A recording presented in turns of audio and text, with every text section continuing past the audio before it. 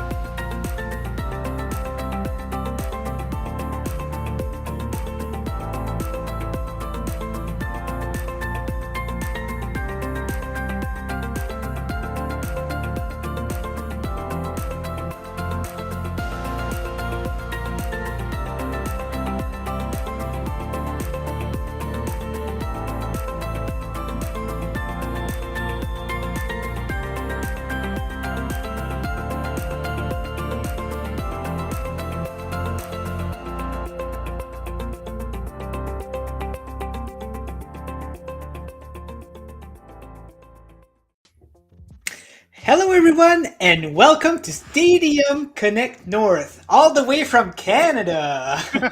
The show where it's a community-driven show where we talk about Stadia news and other community events. Today we have a special guest with us. His name is Bjorn, aka DadPlaysGames. Yeah. Oh, how are you doing, Bjorn? I think you're on mute. I've done that plenty of times, right? Oh yeah, we all do it, or maybe it's something with his mic. But meanwhile, because in the pre-show we could hear him fine. Yeah, there was no issues. It's always like that, right? When you go live, there's this one issue. Always. But while he fixes that, John, what have you been doing lately? How are you? And what's been happening? Doing good. We got here in Toronto.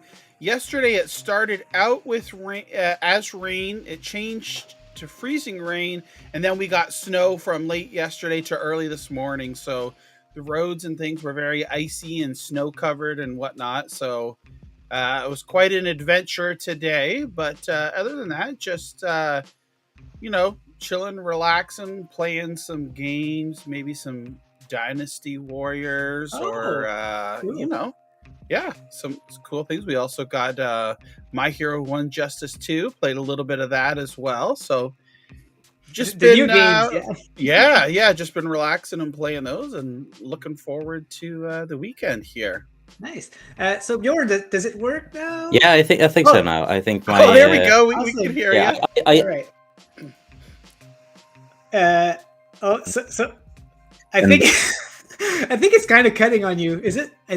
No, is it still? Oh no, it's good now. All good. Yeah. No, I moved my mic like a centimeter, and it decided to disconnect the cable. Oh wow! Oh boy, that's fun. I need to change that cable, but that's for another topic for another day. Oh yeah, for sure. So yeah, what have you been playing lately? How are you doing? Honest, I'm doing good. Finally the weekend, and I've had a week where I worked Tuesday and Friday. Okay, that's it. Wow. I had to stay home with the sick kids in the middle of the week, and Monday I had taken off to celebrate my 6-year-old's birthday. So yeah, nice. I'm surprisingly well rested after a week of work because I've not worked much. That's good because you've got a long night with us. Yeah, same with us. And, no worries. I mean, it's just like 10:30 here. It's not okay. Yeah, it's not too bad, I guess. But I won't Friday get to bed. night? Yeah, I don't get to bed before 1 o'clock anyway. So there you go. So yeah, super, and then I get up at 6 well because I have kids. So yeah. sleep is overrated. I agree. Yeah. So on my end, yeah, I've been doing well. A lot windy here, a lot of rain. You know, it's some weird weathers, I think, all around the world. So Yeah, not here. yeah, exactly. Oh, not No, there. no, You lucky no, we shot. haven't. You lucky shot. Slight breeze and some sunshine throughout all of today. Yeah. But I'm guessing Let's all bring tomorrow over there. the storm hits. I know our friend, our friends in the UK have got a pretty bad storm. I think I Yeah. saw it said it's like the worst in 30 years. So hopefully Yeah, everyone there it's looking. stays I saw some safe video. I Yeah.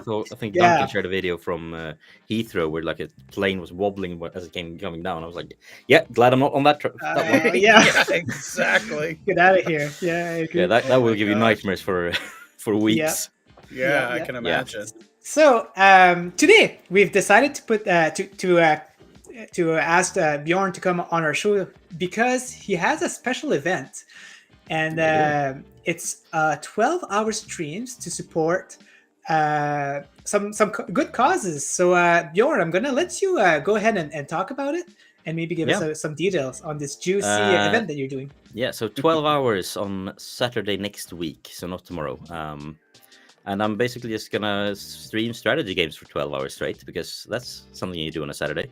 And it's a charity event, so I'll be raising some money for the Tim Berling Foundation.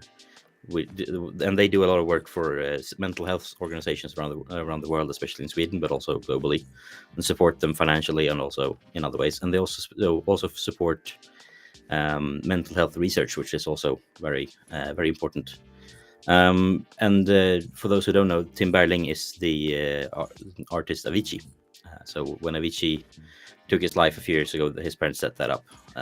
Oh, okay. And and since my sister took her life last year, on Wednesday, it's one year since she did that. Wow. It's a topic close to my heart. So I'll be raising some money for mental health and hopefully helping people get the help they need in the end. Yeah, definitely. The first time that you told that story, it broke my heart, and I think I sent you a big message on Cloud Gaming Dads at Discord. Yeah. I don't think he's on Discord anymore, but he had a very important channel on there for mental health, and it was nice to reach out people. Yeah, it's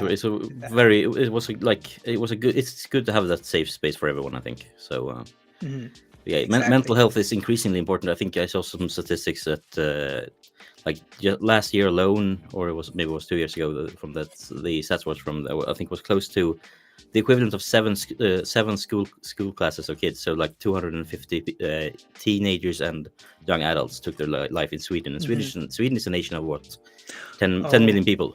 So that's just here, and I'm thinking. The number in the UK and the US is obviously in Canada is obviously way higher, and that statistic is just going the wrong way. It's going up. It's rising. So it's a pressing matter, and especially among younger people. Yes, it's very important, and I'm just gonna say something about it. So I know some people who the hardest thing to do when you do have suicidal thought is to admit it or tell people. Yeah. And when that happens, you need to seek help. And the thing is, the mental institute around here is overflowed with people, so they have to reject these kind of people. Yeah, and it's the same all around the world. It's sad. Yeah. It's so sad that they can't do anything about it. So doing a good cause like that, raising money, can help those people. Grow with more jobs, with more people that can help out with these kind of situations. So I really admire that. So other than that, now that we talked about your stream, we can also talk about yourself. And one more thing to add about the stream before we leave that topic is that I will also be giving away, I think it's up to 11 game keys right now. So 12 hours and 11 giveaways. So wow, there will be some games to win, including the wonderful 100 days on Stadia, 5 keys for that. Then there's also Ubisoft was kind enough to give me a key for Anno 1800 with all of the DLC for PC. Nice. And then I have some other fun stuff as well that I've gathered up. That's good. I bet John is maybe jealous because he's giving away more keys than John. So I think he's a little bit jealous there. I'm giving it all in one go, and John keeps giving away keys regularly. So it's like I do it condensed, like 1 month per year, but I'm doing it in one night. Yep.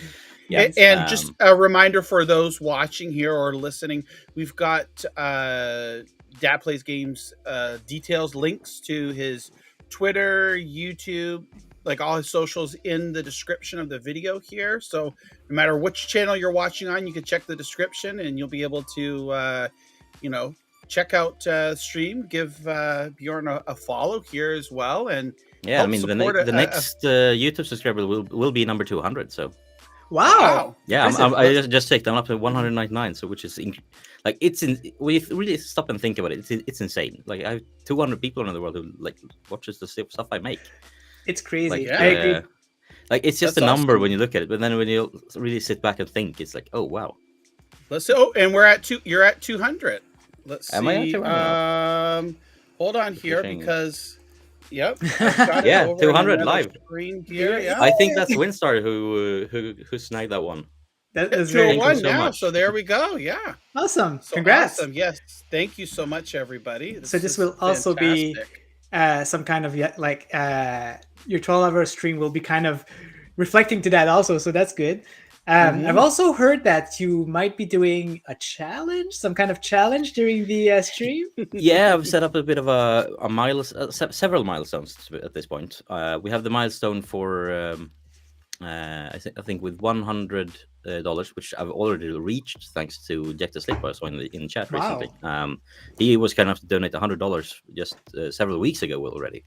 So I've already reached milestone number one, and then I have another milestone at 200, 300, 400, 500, 750, and then another at $1,000. And when I reach any of those milestones, I will eat a huge chunk of the Last Dab hot sauce with Oh my around gosh. 2.5 million Scovilles. Oh my It is if it's not the hottest hot sauce in the world, it's at least one of them. Oh my gosh. But yeah, it's also like it tastes really well, but it burns for like 30 minutes. Oh my gosh. Let's hope you can tough it out. Yeah. Yeah, and I also have I did one of these streams last year in April or May or something, and when I did that one, I promised that if I reached $300, I would eat a Carolina Reaper, and then I did that, reached that with like 5 minutes left. So I don't know if I'll do it on the stream or if I'll do it before the stream and upload as a video, but I owe my viewers from last stream a Carolina Reaper. Oh my gosh, you're It's crazy. been sitting in that cupboard and wait, like I'm just dreading to eat it. It's been there for like oh yeah, I think I got it 1.5 years ago. So I've had it sitting there for quite a while and not really wanting to eat it. But Maybe the longer you wait, maybe it cools down, right? Like no, it's maybe just getting. keep It's yourself probably thinking- getting worse. Yeah. And since it's dried, it will also Yeah. stick to your teeth a lot easier. Oh no way! So it's gonna my last gosh. longer. Yeah, it's gonna last a long time. So I guess I'm gonna have to stock up on some yogurt and things. Yeah, definitely. Yeah, for sure. Get like a big glasses of milk and things like that too. And Yeah, have it there. milk helps while you have it in your mouth. You can't really stream with milk in your mouth. So, No. but I did read that peanut butter is good for hot sauce. Oh, So you can really? have, like, just coat the inside Wow. of your mouth with peanut butter and try to talk with that. Okay. Maybe Yeah. do like the Simpsons and put some wax, I think, in your on your tongue, and so but that that's way you just cheating. don't feel the hot. Yeah, it is. I mean, I like the hotness as well. It's fun. Like it's part of why I love eating hot food. It's part of why I have those hot sauces in the first place. I really Yeah. like I regularly make my own that are, I mean, at least maybe not 2.5 million Scoville, but one of the ones I made, and it's probably around at least 1 million. Oh wow, that's great. So I mean, but it's really good. It's like smoky with some blueberries as well. It's it's really good with game, like wild food, wild meat. Oh, Awesome. I'll need to look up. Like I like really hot food. I got some stuff that's really hot that I heat sometime. I gotta look at how strong it is. So 1 million is considered like a lot of. Yeah, like, I think a habanero, if I recall correctly, is somewhere around 800,000. Like the scale is quite weird, but Okay. it's quite. I think the scale is like the amount of capsium in per something. But like a jalapeno is I think around 2,500 or something, and Okay. and a habanero is like 800,000, and then you have like Carolina Reapers at around 2 million. Oh my gosh, that's insane. But yeah, okay. Yeah, So Yeah. Yeah, no, Rock, I'm not gonna do that. I'm not that stupid. That's what I was. I'm not gonna put my Yeah, thing in it. fella. No, You never Yeah, know. I'm not gonna put Yeah. my For fella in 5 the minutes too. He says 5 minutes. That's just crazy, gosh. right? Yeah. That's going to the hospital crazy. Yeah, exactly. I just had a tray of wings. Oh my gosh. Yep. Yeah, that counts. Yeah, I guess we'll that's good enough. Yep. Ghost pepper, So nice. is the ghost pepper the hottest? Is that No, really like? No? Ghost Pepper is the third hottest. The Carolina Reaper is nowadays the hottest, second hottest, because Wow. the person who made the Carolina Reapers, or who started growing them, he has since made an even worse one that's called Pepper X. And Oh my come summer, I gosh. will have some Pepper X because I have a friend of mine who's growing them in his backyard. Oh my So gosh. come summer, I'll have some and be able to make some fun sauces with it. Wow. Oh man, that's crazy. There's some of the Yeah. comments in the chat here are just hilarious. I love it. Yeah. I love it. Everyone's all excited. It's the weekend, Friday, and everyone's mean- all jacked up. And I'll happy. like I suppose I'm not the first one to think of this, but when I eventually get to 100 days towards the end of the stream, I'll bring out some bottles of wine as well, and I have some. hopefully not get too Yeah. shit faced Yeah, yeah. and say Once something again- stupid in the last. Once lasted again with 2 Cloud hours. Gaming Dad, you had a stream with Cloud Gaming Dad, and that was pretty fun too. You had like a couple of drinks over there, and Yeah, you I guys had, had some I had, fun. and I think when I did some streams with when I first streamed Baldur's Gate 3. I also like stocked up with I think I had 3 Belgian beers because it was made by a Belgian team. Oh my gosh. But yeah, It never stops.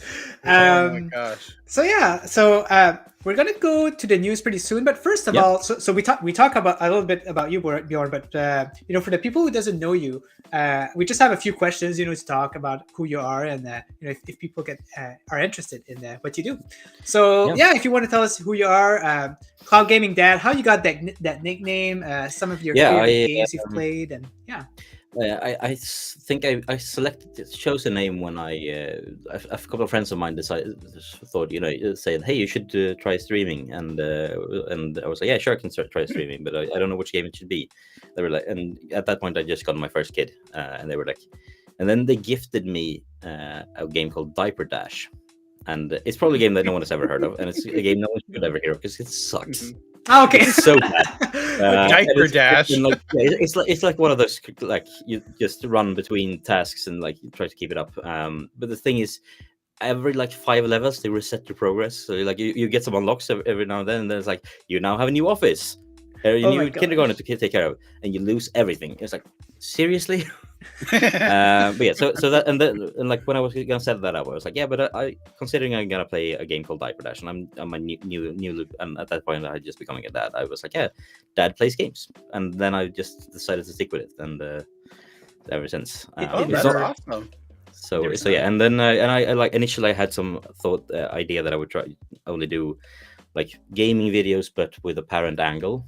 So like a review of a game, but not a review of the game how it is to play, but a review of the game how it is to play with your child or for a child to play.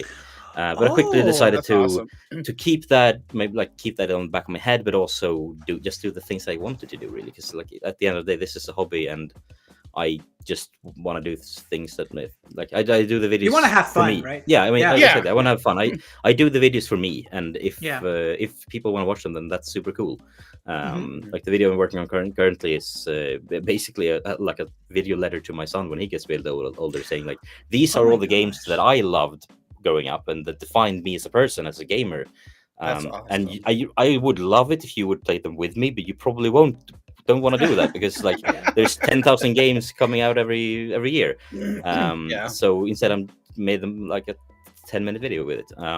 So That's I'm cool. doing that one, editing that one currently. Hoping to have it out sometime next week. But that video is technically for him, but hopefully someone else will find it fun to watch as well. So Yeah. that's what I try to do. Like gaming in general, some parental angle in there when I can fit it in, and then just having fun. And since I play on Stadia 90% of the time anyway, that's what most of my content end up usually being about. Yeah. Speaking of Stadia, so what did you make you start Stadia? Are you a founder? Like, did you start Yeah. from the beginning? Okay. I saw rumblings of like this Project Stream thing, and I was a bit very disappointed to see that it was only in the US. And then I like debated trying to VPN my way in, but I didn't really have the time to figure that out. And then when I saw the GDC stream, GDC, I think I saw it like an hour after it had aired or something. Because I think I was putting my kids to bed when it aired. And then I saw that, I was like, oh my god, this is everything I need. I want because I don't have time to wait for, like, whenever I would start up my PlayStation at that time, it would be like, yeah, first you gotta do a system update for 20 minutes, and then you gotta do and it's not because my speeds were slow, it's because Sony's servers were slow. The servers, right? Yeah, they're the problem. They need to fix that. Yeah. And then it was like, yeah, and so now it's updated. Now we're gonna start The Witcher to finally get somewhere in The Witcher. And it was like, yeah, and that's first you gotta patch it for 10 minutes, and then you can start load for 5 minutes, and then you're finally in the game. And they're like, yeah, and now I gotta go to bed in 20 minutes. So like the idea of like I'm just getting to skip all of that and just finally getting to the game, that really spoke to me. And also I realized at that point, like I can't really I have 2 kids now, and I can't really justify spending a lot of money on a new hardware, even though I would love it. I regularly go on websites and like find like, oh, this gaming laptop, that's perfect for me, and like, yeah, and maybe I could afford it in a few years. Yeah. And then I just oh man, I'm so happy. Like I do that all the time, and like I would love a PlayStation 5, but I also like I have a PS4, I have Stadia. I don't really need one right now, although I've tried it and it's wonderful. But also, like, do I really? So yeah, I Stadia really spoke to me, and then as soon as I realized that, oh my god, it's not just launching in the US, really, for the first time, Google. I was like. I told my wife, like, honey, I'm gonna spend a bit of money now on something that I'm gonna get in November, like later this year. But I'm gonna do it because I need this, and since worth every penny, right? Yeah, I've spent probably more. I think I spent more on games in the last 2 years than I have like 5 years prior to that. But apart from that aspect, like, I have a big backlog now. Yeah. So. That's really nice. That's really interesting. I like the way you're thinking about your game, and how you got switched to it. And I agree with you. Like I've been like a big gamer all my life, and when I switched to Stadia, the accessibility of it was so impressive. That I had to switch. There was no reason. Plus, the PS5 was hard to get at the time, and it just made sense to switch at that time. So. Yeah, that's good, and it's so like easy to just pick it up and play it, and especially with kids, right? So yeah, and I mean, I think I spent like in the Stadia's first year, because I tried it. I tried Destiny the first day because everyone did, and then I was like, yeah, this works. This really works. Yeah. And I was like, okay, so I know I'm gonna use this a lot, and I had at that point, I think Assassin's Creed Unity was the last one I really played, and I only played that for like 5-6 hours because I was playing on the lowest graphical settings because my PC can handle anything better. Oh my gosh! So I decided to, okay, it's let's see what Assassin's Creed is all about these days, because I haven't played that in a while, and and jumped into Odyssey on that launch sale, and then I just played for. I don't know how. I think I've played 200 hours in the first year. Oh my god! Like, 200 hours for me is more than I had played in like the 3 years prior, in total. Yeah. The was just one phase. Game. I mean, Odyssey. I love Odyssey. It was Odyssey. Is honestly, I prefer Odyssey over Valhalla now. In hindsight, while I was playing Valhalla, I was like, yeah, this is. I think I like this better. But then I sat back and thought about it. I was like, no, do I really like it better? No, I don't. That's funny. Awesome. Valhalla, like, there's been good reviews, but you're not the first person who tells me that they enjoyed Odyssey a lot more. Maybe it's the burn. Maybe like it's just too much of the same, right? Yeah, I mean, Valhalla has this problem where it's like I think it's like something like 17 chapters, and chapters 5 through 15 is just filler. Oh man, and it's mandatory filler. And Odyssey had its fair share of filler. Don't get me wrong. Yeah. But Odyssey at least had filler that was, you could skip most of it, like rush through it. But also like Valhalla has, like I came into Valhalla because I think I finished Odyssey like 2 weeks before Valhalla dropped. So I went straight in, which was not the best of ideas, maybe in hindsight, because I was a bit, I was already a bit burned out on Assassin's Creed. But still, I pushed through Valhalla in 6 months, which for me is fast. Okay, that's good. That's good. Like, well, I mean, it's a lot of content there. So yeah, it really is. Exactly. All right. Well, hey, thanks for telling us, about yourself, how about this, how it works out, and everything. And now let's jump to the news, John. If you're before we jump to the news here, I was going to say, if anybody in the chat has a question, I saw Vivi earlier had a question. Vivi, let me see if I can find that. Hold on a second here. Oh, here it is. There's a lot of good dad jokes in chat, by the way. Yeah. Yes, you can. Yes, son. Ooh. Boy. No, but seriously, if anybody has any questions here, feel free to ask. And definitely. And I just want to say kudos to Bjorn for making content that you want to make. And not making it, for anybody else. Really, that's I've always said is do what you want to do, what makes you happy, and not to please anybody else. Because when you start making content for others and it doesn't reach the expectation that you have, that's when you start to feel let down and you get sad. And you often see like a lot of people that end up just quit or go another route because they're not doing what they truly love and have a passion for. They're doing it for the views, the likes, the clicks, and things like that. So and at that point it stops being fun. And when it's not fun, you don't do as good a job as you do otherwise. So yeah, I agree. Definitely. Yeah, Rock, good. Rock has good comment there. Rock. Yeah, be like me, make content that pleases nobody. Oh my god. No, but also there is some truth to that. Like, if it doesn't please anyone but yourself, then at least you've done something that felt good to you. And right, I mean, right, like the satisfaction starts with yourself, and then, I mean, it grows. If it makes from you feel there, better, right? I mean, if it makes you feel better, then it's good for your mental health, and then it's a good thing to do. Yeah, takes their minds off of things, right? Like, it's really fun. I like it. Yeah, so it's a lot of great comments in here. Okay, so Oh, I was gonna say. I was just gonna say, like, and the community, is very, very nice too. It's the perfect place to be a streamer, in my opinion. So anybody, it feels who wants like to get in there. I mean, I've been part of this community since that GDC talk, and it's a great. Like it's just a great time all around, basically. Like I made this video a few months ago about like just saying thanks to the community because it's been helped me through this this hard time of my life, and I really meant everything I said in there. It's like the city community is. I mean, sure, there's drama and there is like bickering and everything, but that happens in every community. Yeah, right. But there's also so much support, and like I've seen so many the content creators and streamers start in the Stadia community and just grow from there. Like, I was there when Clive made his first Stadia Monday talk, and like, oh wow, that's cool. Like I've seen it all happen. Yep. So Vivi's asking, when was the last time you felt the caress of a British gamer who streams under the name of a black mage? Oh my gosh. I don't think I've seen that yet, but it felt that yet. But there's always a first, right? Never say no to something before you've tried it at least once. Oh my god. Well, so there you have it. Yeah, you never know what might happen here. Yep. Oh my god. You heard it first here, folks. Oh my gosh. Best community ever with Vivi here as well. Oh my gosh. Some humor is always good to have. So. Oh yeah.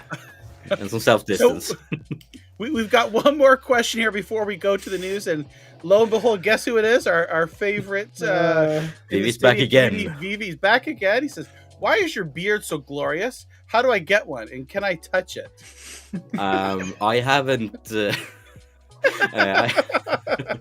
Sorry, laughing. Oh my gosh! Next comment. Yeah.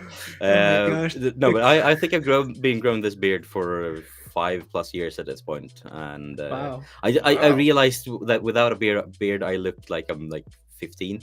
So that's not an option. Like, I want to have a beard, and then I was like, yeah, if I'm gonna have a beard, I might as well grow it a full beard, and hopefully one day I can have this sort of like a Viking braid.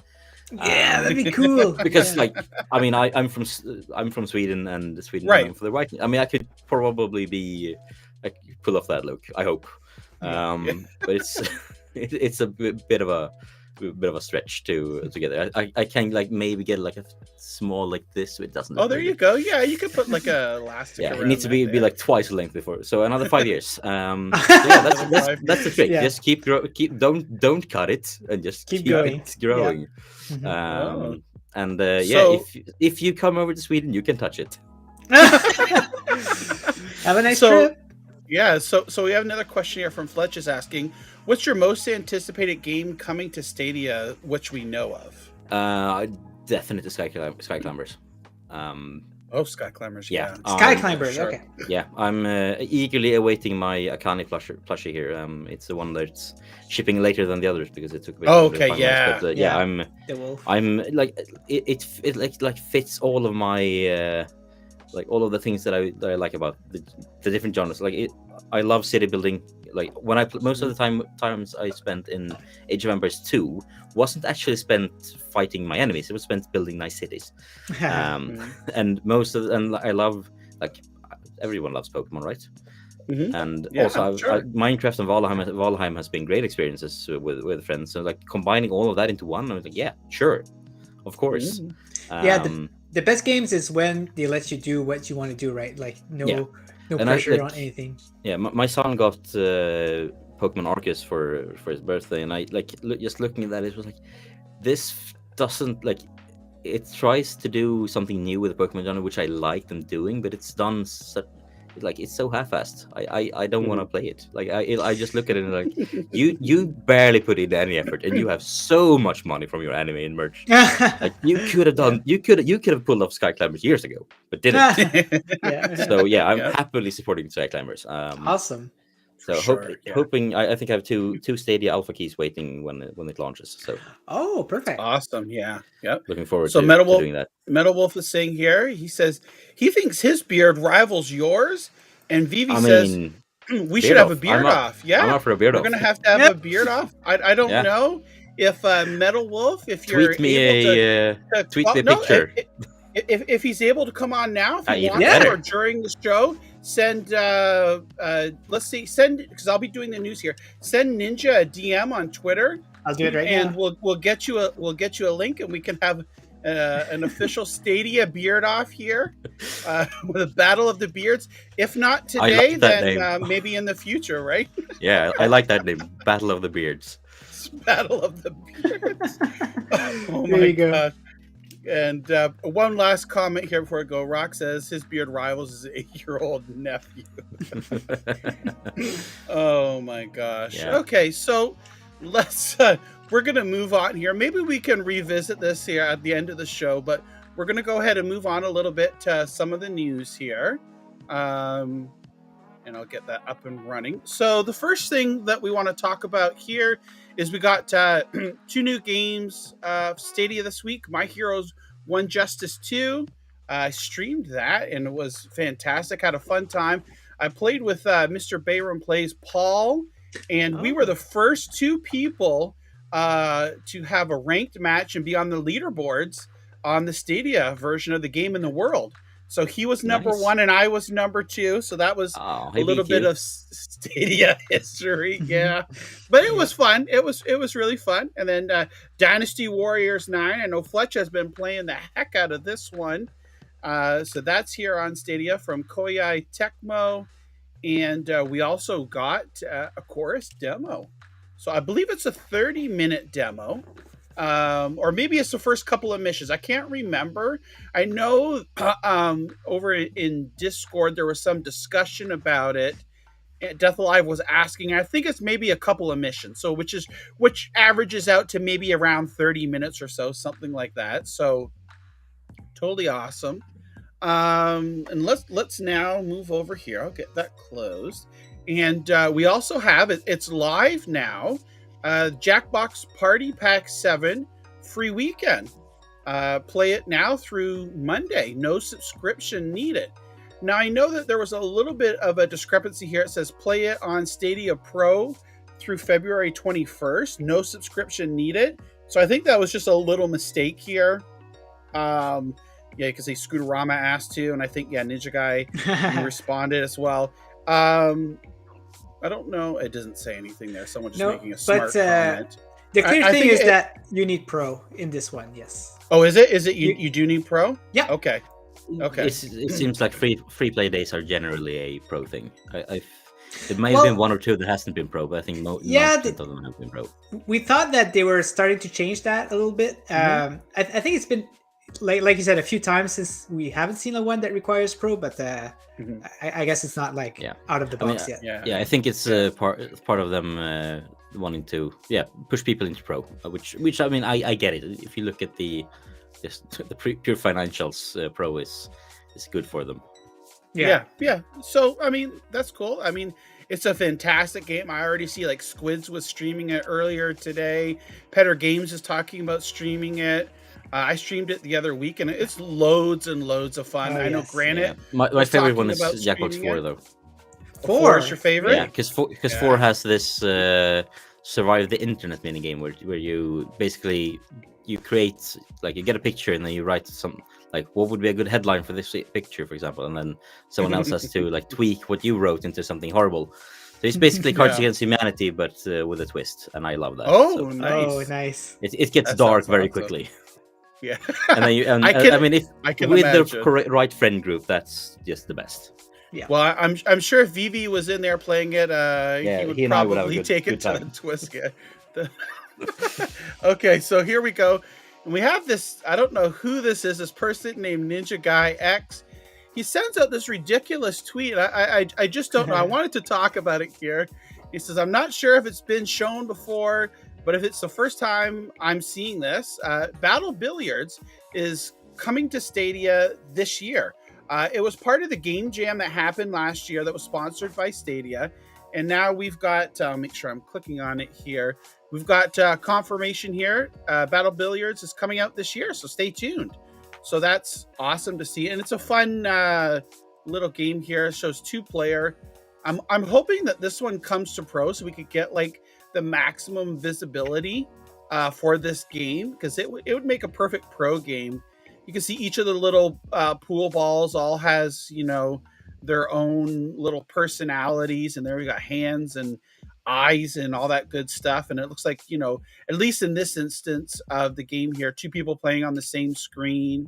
So it would be really neat to see that Pro. So hopefully we're going to see it sometime later this year. So that's good news, and kudos to Mr. Ninja for breaking that news to us here. So a lot of people so interested and happy. I'm helping out with the wiki of Reddit Stadia now, and I just had to keep the list. I just had to review everything and make sure that everything was up to date. And then I did some research for this company, and then that's when I saw it. I don't know how long it's been there. Maybe it's been there since they've made the announcement. Who knows? But it's cool to know that we have a year and that's coming out. Did they win the game jam they had? Maybe I don't know if they were a part of the top 3 or not. I can't. I mean, I know they were a part of it, but I don't know how. I can't remember if they won. Because if they won, I think the prize was to get your game, like get funding to make your get through the Makers program to get the game done. Right. But I recall someone else won. So yeah, maybe they just picked up this one as well because it looked fun. Yeah, it could be. Really does. Yeah, it's awesome. But there were a lot of great games at that game jam there. Yeah. Hopefully they see the light of day at some point on Stadia. Some really good games. So we also got here Soul Passage game. We talked about them a little bit earlier. I think it was maybe in December or November, something of that nature. They originally tweeted out about their game, and it wasn't coming to Stadia, but then of course, as we do best here in the Stadia community, we someone picked up on it, and we all got in it, and now they're bringing their game to Stadia. The Kickstarter is going to be starting. It doesn't have a specific date, but it just says soon. So this is another neat little indie game to solve quests from the story, 4 different planets, pass the deadly puzzles, and it says you can upgrade the Obliger, something like that. So it's a Metrovania type game. It looks pretty interesting too. It reminds me of Hollow Knight. Yeah. But I haven't seen some gameplay though, so maybe I'm out of the loop. But that's what it gives me for the vibe. Is there any gameplay showing on the Kickstarter? Maybe usually. It's not out yet, right? Yeah, I don't think, since it's. Okay, yeah, it just says it just says coming soon here. Then I guess we'll see some gameplay when that launches. Yeah, I can't wait. Mm-hmm. Yep. So yeah, that's it's it looks like really cool. Like I really like the concept. Then again, I also don't really like Metroidvania games. I don't think it's for me. And I also I backed 4 Kickstarter projects last year, and I'm still waiting for all of them to get done. Yeah. So I think I'm gonna cool it personally with the Kickstarter, but I like anything that goes up on Kickstarter that looks cool. I fully support people supporting, because it's a great way to launch things that otherwise maybe wouldn't get launched. Yeah, like Kingdom Come Deliverance. Maybe anyone remember that? Oh my gosh, yes. Yeah, that was Kickstarter. Yeah, exactly. And a good game, really good game. So now we have another little game here that everyone may know, Cyberpunk 2077. It's what helped, I think, bring Stadia into the limelight for a lot of people here, because when the game launched, Stadia and PC were the definitive place to play this game. And through all its woes and ups and downs over the year, we're now on to patch 1.5 that is out. And it's got some pretty extensive updates here. We can take a look at the platform. They've lumped PC and Stadia into the same category here, but it tells about new weapons, additional apartments, hairdressing mirror, the rebalance of gameplay, economy, and loot systems. Now there's some mentions here, and I saw on Twitter people talking about it here. It says about ray traced local shadows, and it says previously added.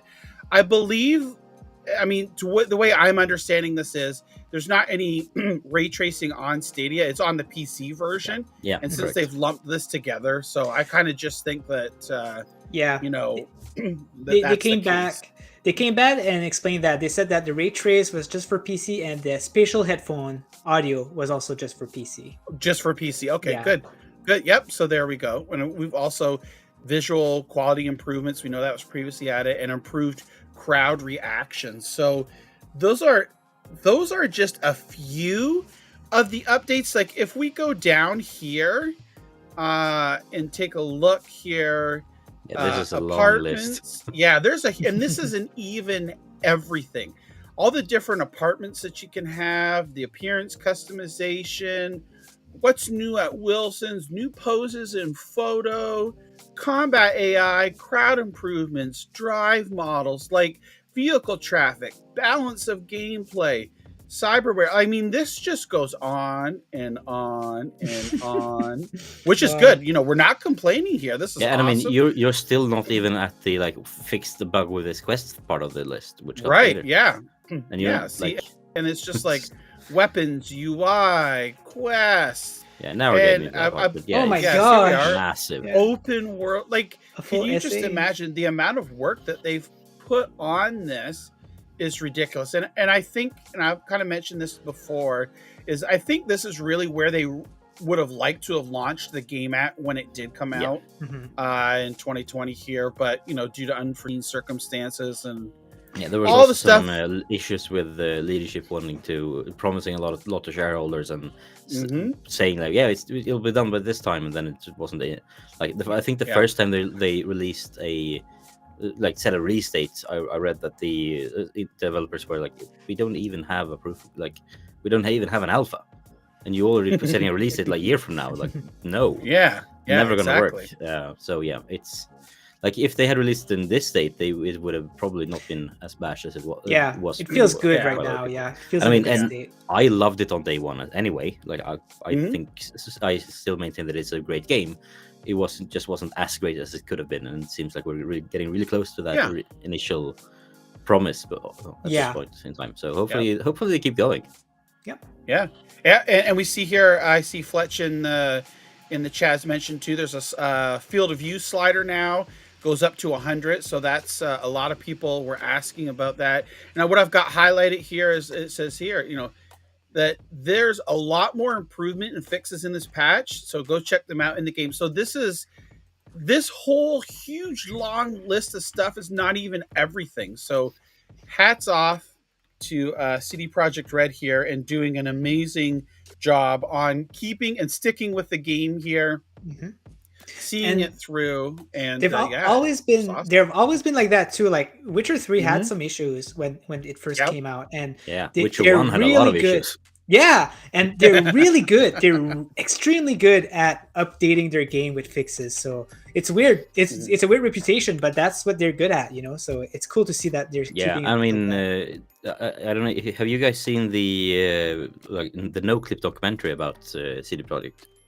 No, because they started out it started out as a company of it was two guys essentially pirating video games and selling them on the street. Wow. And then then that turned into them actually officially importing some games, and then because the Polish gaming community at that time wasn't really the English speaking part, they weren't really good at speaking English in general at that time in the 80s and 90s. So they started localizing the game to Polish, but also writing the manuals from scratch. They did everything. So they eventually went from pirating to publishing and localizing, and then they from there went into create. And then they started we're gonna make our own game, and that became The Witcher 1. And I think it was in development for 7 years or something, and they didn't know what they were doing at all. Right. It's they were good, learning though. as they went along. So the story of CD Projekt it's an interesting one. It's way longer than way bigger than you can summarize this quickly. But I can really recommend watching that no-clip video. It's I think it's 5 videos of 30 minutes each or something. Yeah, I'm kind of interested. A lot of So interviews instead of and rags to riches, it's pirates to riches, right? Yeah, but at the same time, there were private radio stations in Poland apparently at the time that was sending. If you recorded and it's press record in 5 seconds, and you have this game, and then you recorded to the audio, and then printed that into ones and zeros onto some cassette tape, and then you can play that on some console. It was that was the way things were done in Poland at the time, apparently. So right, yeah. So because no one no one released games in Poland anyway normally, so everything was imported and pirated. It's not a popular place. Yeah. So it's the world wasn't better back then. Yeah. Anyone who says talks about the good old days, they don't know. The good old days didn't have Wi-Fi. Yeah, it's I know, right? harder. It's right when you think about it, you think, oh yeah, well this was awesome, this was great, but then if you really think about it, and you say, oh well, okay, but you don't have these modern conveniences that we're so accustomed to now. Right, it's just there was some good things about the good old days, sure, but in hindsight, it's the world is a better place now, even though it maybe not always feel like it. Yeah. Exactly. Okay, so we're gonna move along here. Here's another question. A lot of people have been asking about Mad Streets because it was announced that it's coming to Stadia, and there's an update was delayed. And so they're saying, oh, well, I can't wait to play this on PC. Is there a timetable for it? And Mad Streets responded March 15th, 100%.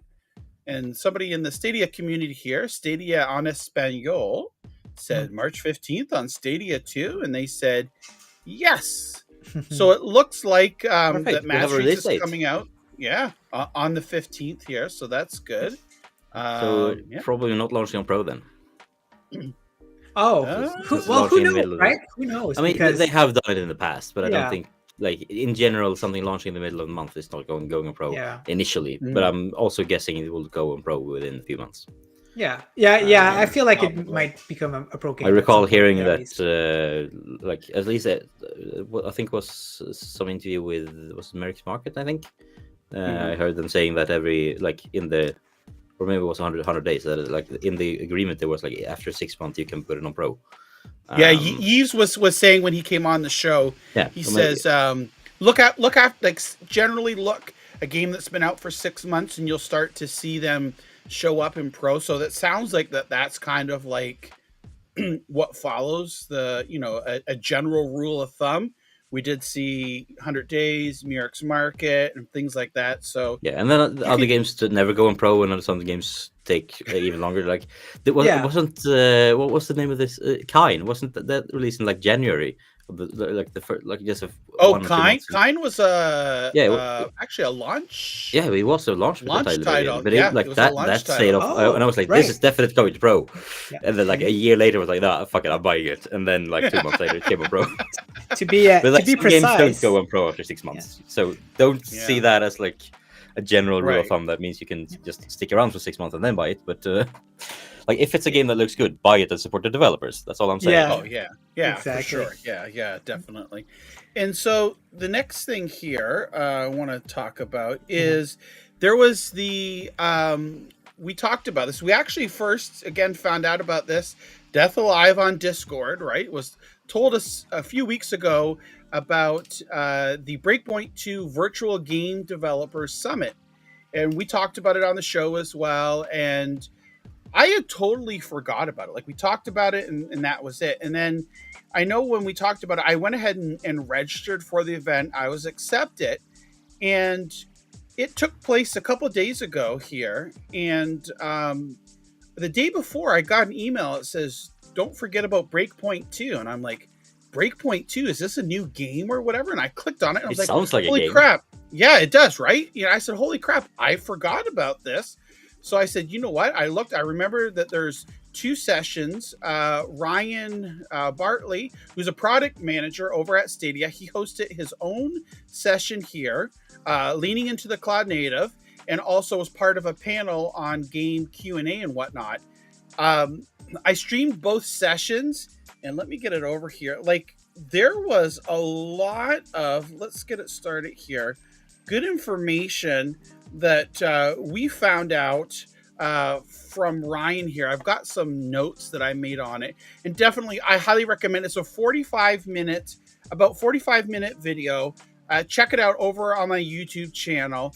I highly recommend it. It's not too technical. Like there's enough good information in there for you to be able to understand some of the highlights. Who's talking about, like, there were 20 plus games at launch on Stadia. All the games had to go through more than 3 times, 3+ certifications. And the certification process for Stadia was super rigorous. A lot of the QA was done by people internal, or what he referred to as internal Stadians. There was just like a lot of work and all these extra things that it made it very tedious for developers and also for Google.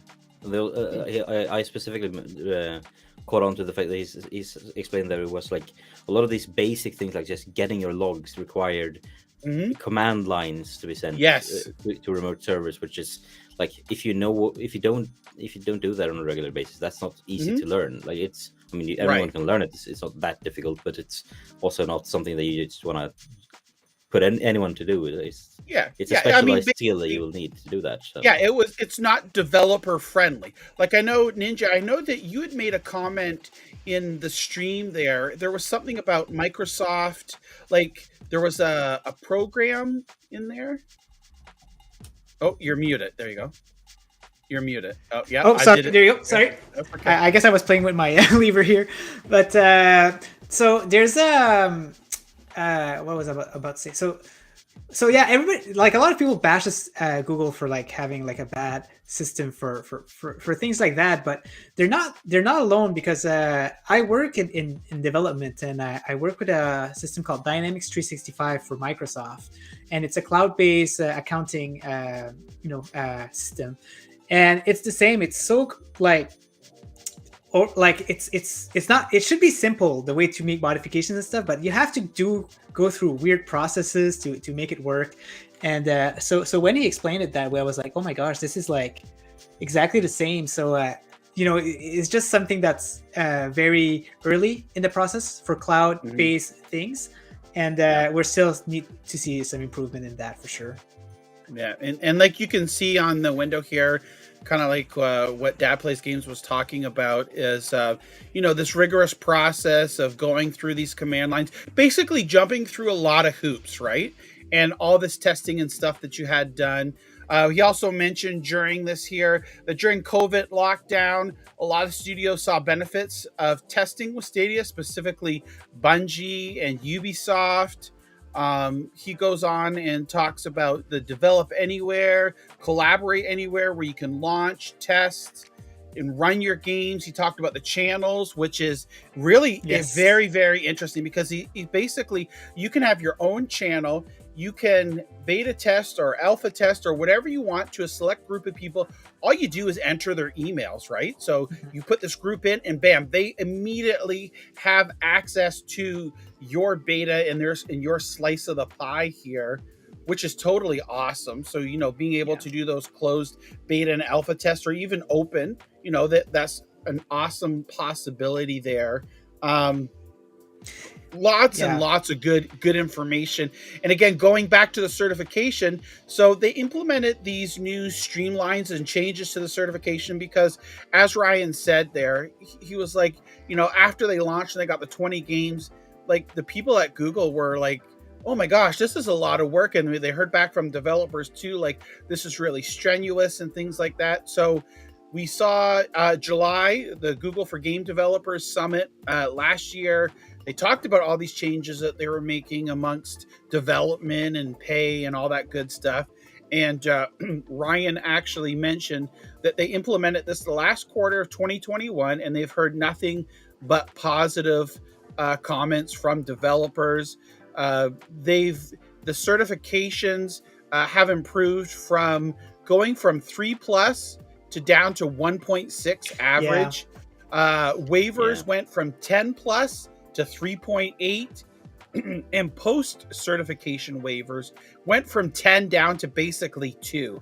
So the moral of the story is, and we're summing it up here, it's a heck of a lot easier to bring your game onto Stadia now and get it certified and up and running and out the door to people. I know there's also, Ryan mentioned in there too, that they're working on getting Unreal 5 support for Stadia as well. So that's awesome to hear. He reiterated the 100+ games for by the end of this year for 2022. And he also mentioned, this even on a slide here, I thought maybe he misspoke, but it's on a slide here, that in the upcoming weeks here, he mentioned it was 6 weeks, that the Google for Games Developer Summit is going to happen, and that he will have a special session there, Stadia, to scale your playtesting efforts. So I'm really looking forward to that again. Like I said, it is this particular one and the other session too, the other session more so is more technical. This is, I think, on a level where many people can understand a lot of things on it. And like I said, I highly recommend watching this. If you're interested in the development process, how games come, developers, and just a general interest in Stadia. And I mean, if you're watching us now, 99.9% of you are that way, right? Just like us here, and so it's really awesome. Very informative. He answered questions at the end. We got a couple of questions in there as well. Speaking of which, during the question, I wanted to mention that if you look in the back, he kind of teased something here. Okay, so I'll let you continue here. Yeah. No. Go ahead. Go ahead. So it's funny. Like, so in the back, he's put his transparent controller. So every developer from Stadia got one of those, right? And he definitely put that on purpose. He definitely put that, just to show it to the people, which is very nice. It's nice that he did that, in my opinion, because I'm pretty sure he doesn't have it there, like, on a daily basis. Right. Yeah, exactly. And you can see the Founders Edition underneath that as well. But so there I am scrolling on. Like I said, I highly recommend check out the video on my YouTube channel. Yeah, it was super interesting. Great information. Yeah, it is. Yes. It's like I think it's so interesting awesome. here as well. Something that's interesting here as well is I think Stadia is really was trying to position themselves into being the best platform to develop for. Like, Yeah, obviously, like most it. development is going to be done on PC, like Yes. the Yeah. coding and everything. But like, I think most developers will want to develop for Stadia Yeah. before long, Mhm. like because they don't just have this testing suite that they talked about here, and will definitely continue to develop that further in the coming years. But I mean, we also got to remember they have the style transfer ML that will essentially make, like, you make your 3D world great, and then you're like deciding which art style do you want. You can just try everything. And really iterate on it really quickly. And they also have like the everything from. I mean, we don't know. I think at this point we don't know how much of Chimera is still a thing. But like the things they talked about regarding Chimera is like miles ahead of everything, any other tool that I've seen. And I've looked around a bit for a couple of video series. Like, I think Stadia is really setting themselves up for some success with that. Because if you have if the developers are making games for Stadia anyway because they want to use their tools, then you can count on the games coming to Stadia as well. Right.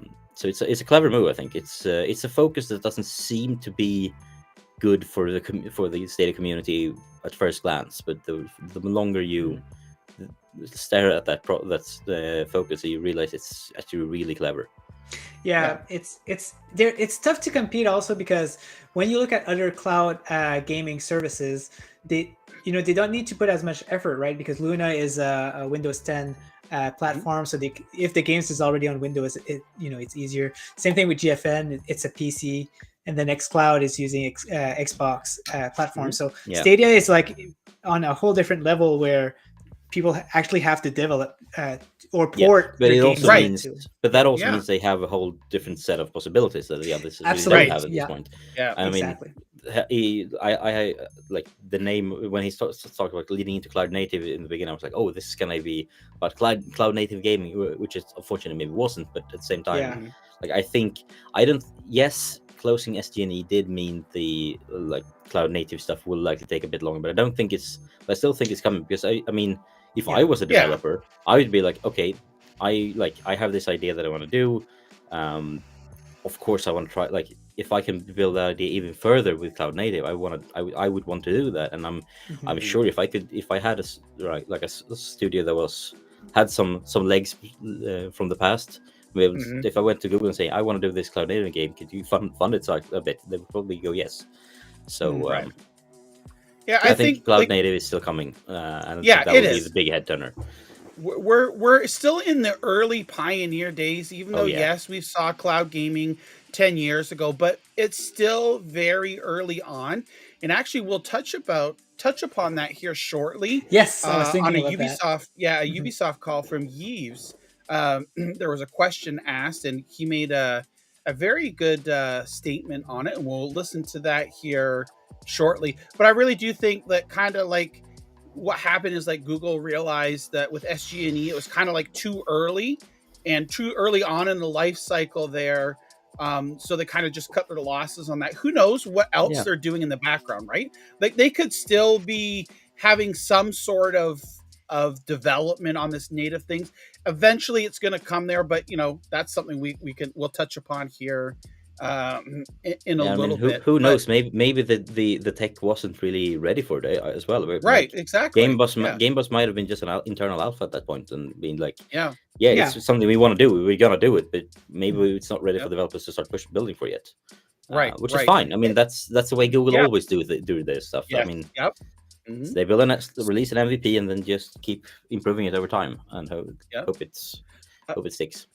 I love, like, if you watch Ryan here talking, he is so knowledgeable. You can see him looking up. Like I do that too, is because you're kind of like looking up into this, and it sounds so weird. Thoughts. Like you're looking up into your thoughts or your brain or things like that, right? It's like you're organizing what you want to say. He is very, very, very a super smart person, and I know someone else mentioned this in the chat earlier too, and Ryan did as well. Like he was talking about up until launch and things like that. Like he was flying around the world to different studios to help provide hands-on support and getting their games and things like that. We know that Bungie had people from Google stationed at their offices leading up into the development, right, and the release of they did, and like, Destiny. And it's the same. Like I like if you, I think most people who's fan of Stadia have probably already seen this talk from last year, where that Erin Hoffman-John had, where she talked about the, where she went in depth on stuff like Game Bus and similar. I mean, she's also one of those people, like, just I can sit and listen to her for hours because she's just Erin, so knowledgeable. Like I stumbled into a Twitter thread with her where she responded to me with something that then she and Ubisoft's R&D team spun away on that Twitter thread with like discussing using reinforcement learning in for game design. It was I was just watching that Twitter thread and going like I understand like 10% of this and I love everything. Right. Isn't that awesome? Yeah. I mean it's like being in a room with like Einstein. It's like right.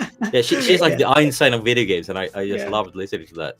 That's cool. Even if you don't understand it or there's a little bit, it's still so very interesting, and it's like just like being in, and I know this sounds super weird, but like being in the presence or being around that is just like so awe-inspiring, and like it just sends shivers down my spine sometimes. Being able to be a part of that, right? And it like makes you want to do stuff and like be like motivative. It's such sort of motivational thing. I think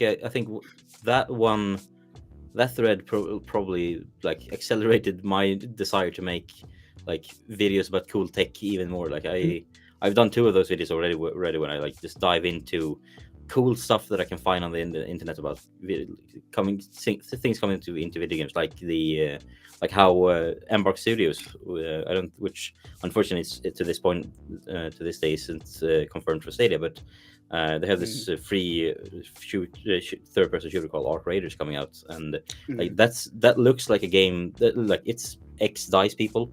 They're like 200 people in that studio, and that like it looks like a game that DICE has made, and DICE is like 700 people, and they're less than 200, and they've made something that looks just as good. They've done that thanks to using machine learning to do and to build tools to automate things that usually take a lot of time. For example, like if you do something called photogrammetry, you basically take an object and you take 1,000 pictures from all kinds of angles, and then you spend 5 days just stitching everything together into a 3D model.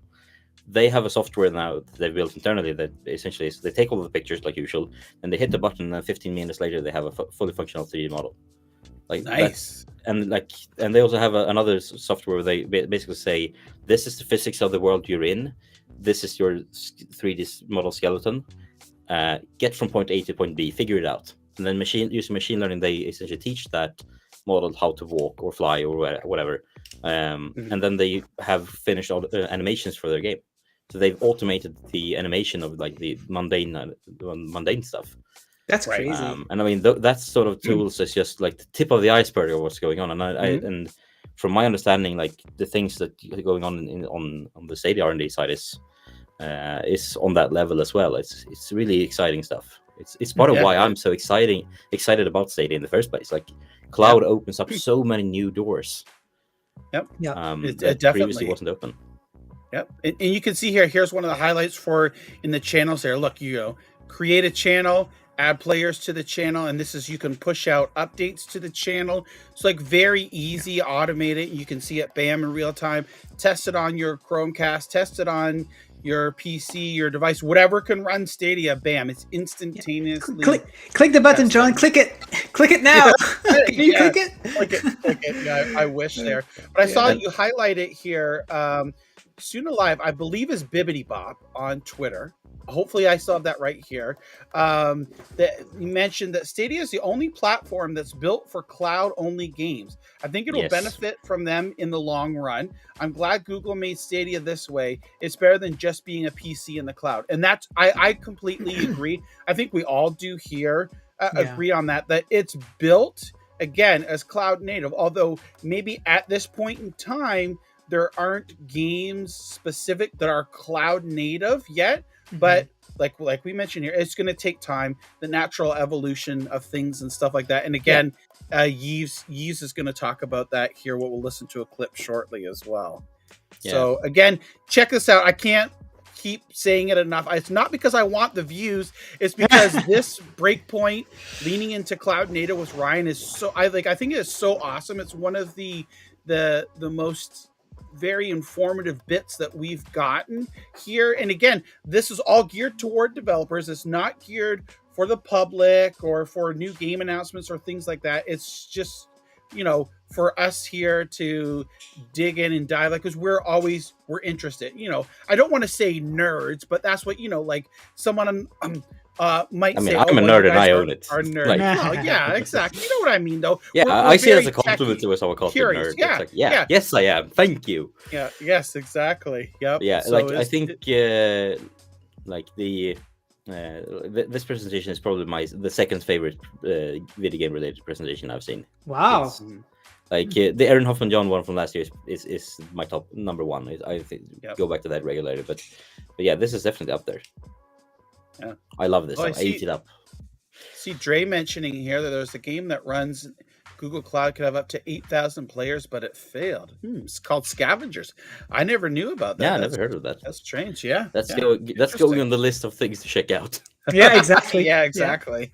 Yep. And we could see here, I can't see says, I could see why Stadia focus on the tech and dev side rather than the content. Yeah, they're still building that up here. So, but we'll go ahead. I have a follow-up point for that, but I'll save that until after the Eve comments. Okay. All right. so let's go ahead and move on here. And now, Rainbow Six Extraction. It's live today. The Spillover Crisis event. It says it's time to call your favorite operator because Rainbow Six Extraction's first Crisis event is officially available now. Spillover has wreaked havoc on React containment zones, which have been overrun by the Archaean sprawl colonies. The mission is simple. Operators must strategically deploy dissolution agent canisters in a sprawl colony, then defend the area against attacking Archaean hordes. Not to worry, React has crafted a deadly auto turret that can be unlocked through Spillover studies here. We'll go ahead and watch this too. Oh, it looks like it's going to make it full screen. There's also a new character that they've added to it here. Oh man, exciting. Yep. I don't know necessarily new, but they add to the roster. There's an addition to the roster here. Okay. So, and I know Ninja, you and I were just talking about this the other day. It's like, oh, we need to play this more. Oh, so I need more time. Yeah. Yeah. Maybe sometime in the future we could set up a stream where we play this as well. I'm down for playing this. I've been me and a couple of friends played a lot of Left 4 Dead back in the day, and I've talked to them about we should totally check out the Rainbow Six Extraction.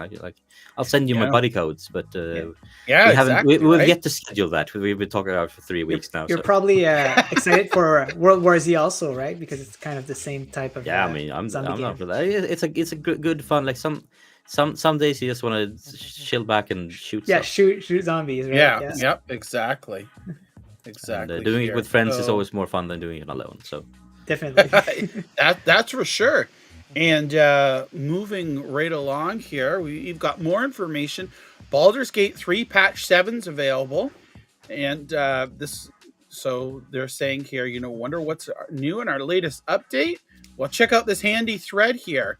And so you can see here, I'm not going to read every single thing here, but you can check out the Baldur's Gate Twitter. It talks about the Barbarian. I know a lot of people were very, looking forward to this Barbarian. You got channel your rage and unlock devastating actions and maintain to keep those in battle perks going. We've got different buffs and perks here. Appoint a bestial heart to inspire you, granting different combat actions depending on the heartland. So there's, again, patch 7 here, lots of stuff.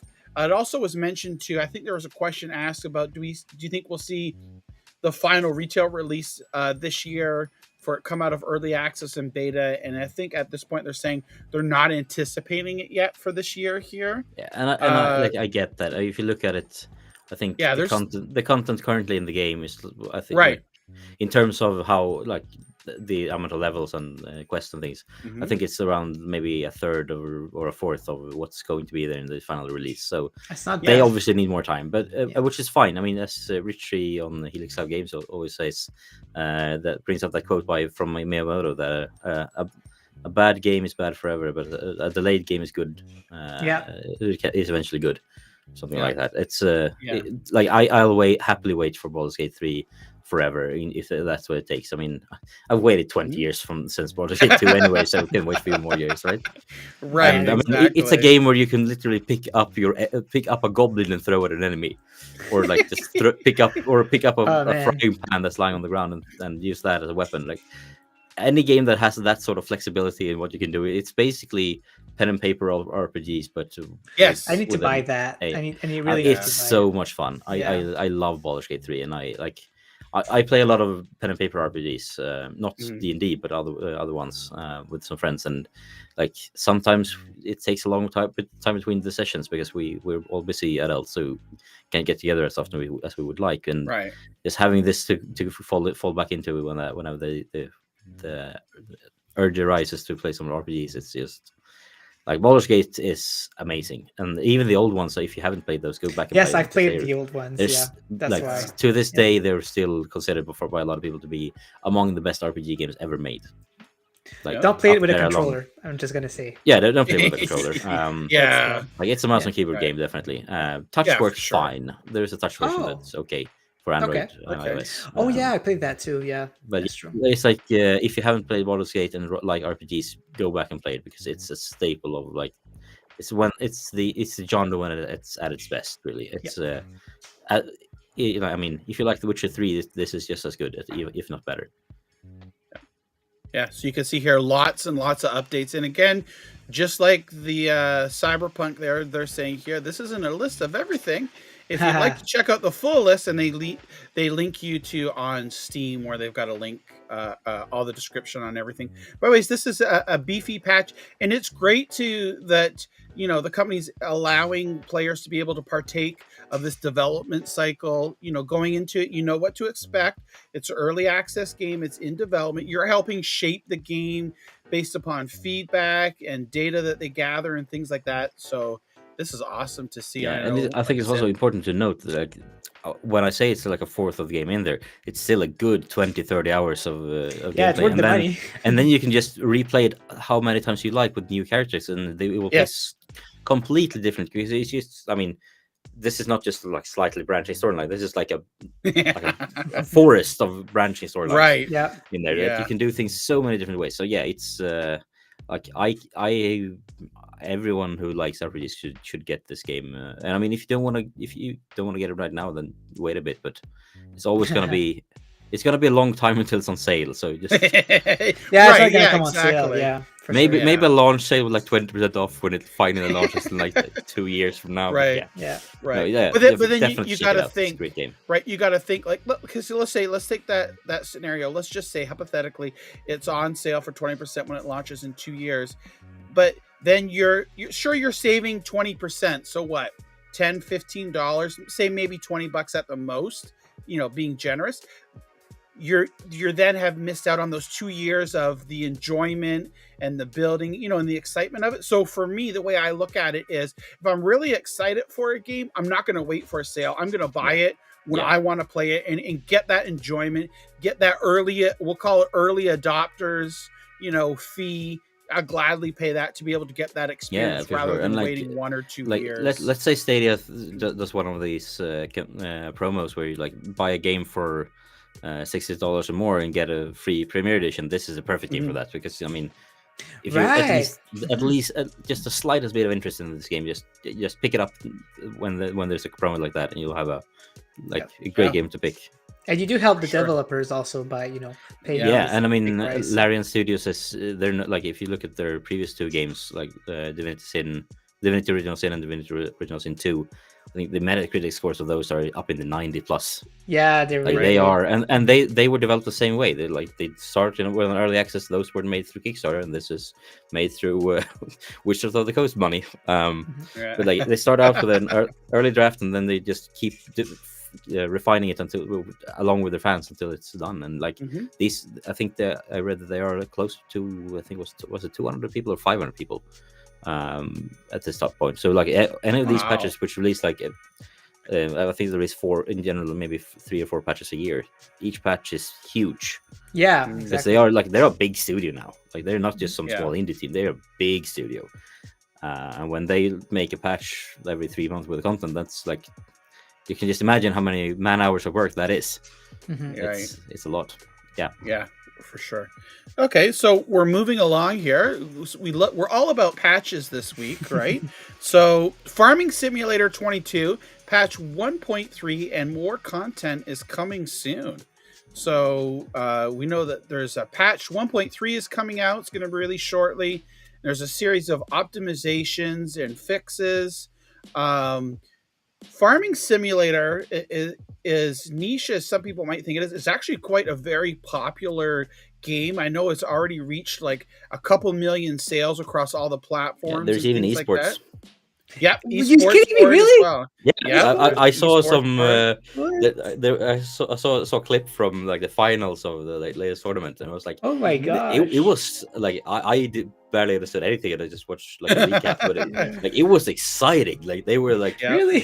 like it's like do as many hay bales as possible in the set time limit. Oh my gosh. There's like 5 people in each team doing like competing, and like.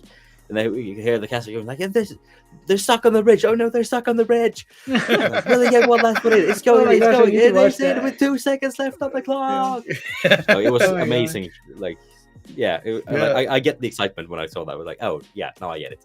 Now I get why this is for definitely." Oh my gosh. So, and they're talking about here new content coming, vehicles and things like that in the game. So I thought, it's pretty interesting. We'll cover that. And look here, there's even they've got your segue into it. If you're new to the game, there's a Farming Simulator Academy. You can go to the tutorial. It'll help work you through and get you started with that, because it can be kind of intimidating. There you go. Yeah, overalls and all, right? So grow as a player with Farming Simulator 2022. That's right. So. Now we're gonna start to move in here to the Ubisoft stuff here. So there was an earnings call here. I don't think you can see it. Oh yeah, can you? I think I have to blow it up a bit more. Perfect. Is that better? Okay. Yes. Yep. So we see here the title release schedule. So this is just something that Ubisoft put out here. And these were just what they released January through March of this year. And they talk about Extraction, the Valhalla Ragnarok, Settlers on PC, digital. And you can see that there's it's worth mentioning that Valhalla DLC is like I think I heard it's 40 hours of gameplay. That's basically like a standalone game at that point. Yeah, pretty much it is. So I'm excited for that one. A standalone game here. So this really is excited for the Settlers as well. Yeah, what's coming out here? We see Oddballers, and then I know Jack here was saying, "Oh, no For Honor for Stadia." I said, "Well, maybe a little bit later." And we know because it was originally mentioned, then it was taken back here. And MM2K is saying to confirm that those that may not know, this is Ubisoft's 4th quarter fiscal, not calendar year. This looks at content March releasing January through March. So this is, kind of like what we touched upon here. Now I have to do a different type of share here for our investors call here. So let me take this off here so we can get the audio. I'm going to mute our background music. Let's remove this. And we're listening to a whole 40 minutes talk of Ubisoft. I'm actually going to sit down and listen to skim through that at some point. I haven't had time yet, but I didn't get a chance. I heard this clip. I've heard this clip before. Yeah, so, me too. So there's a particular instance here in the call. It's towards the end of the call here, and I hope that this comes through for everybody. Thanks, guys. We wanted to ask about platforms like Stadia. Google is reportedly diminishing the gaming focus there. Maybe never really hitting enough of critical mass in terms of subs. Is maybe there just limited opportunity for yet another device or experience in the market? Maybe more gamers are excited about enhanced versions on the Gen 9 platforms versus, the costs. Anything you can unpack there for us? Are there performance quotients around that experience? And then second question, maybe related. When you look at the recent market activity and this notion of exclusive titles or features or release windows, is cross-platform gaming really diminishing the need for exclusives? What we can say about Google or streaming platforms in general is that they really do a good job to bring AAA games to as many screens as possible. And that's a trend that will continue and amplify in the years to come. We don't know yet exactly when it will be taking 50% of the industry, but what we see is that for a certain number of players, the experience is really smooth, and they are having a great experience when they play those games. So it's just how many people will be able to play at a good price that will make this grow a lot. And the other thing is when they will be games that will be really created, having in mind that they will be on those, that will be native for the cloud, and those games will automatically help this streaming business to grow exponentially. And then on the cross-platform, is that kind of diminishing the need for exclusives?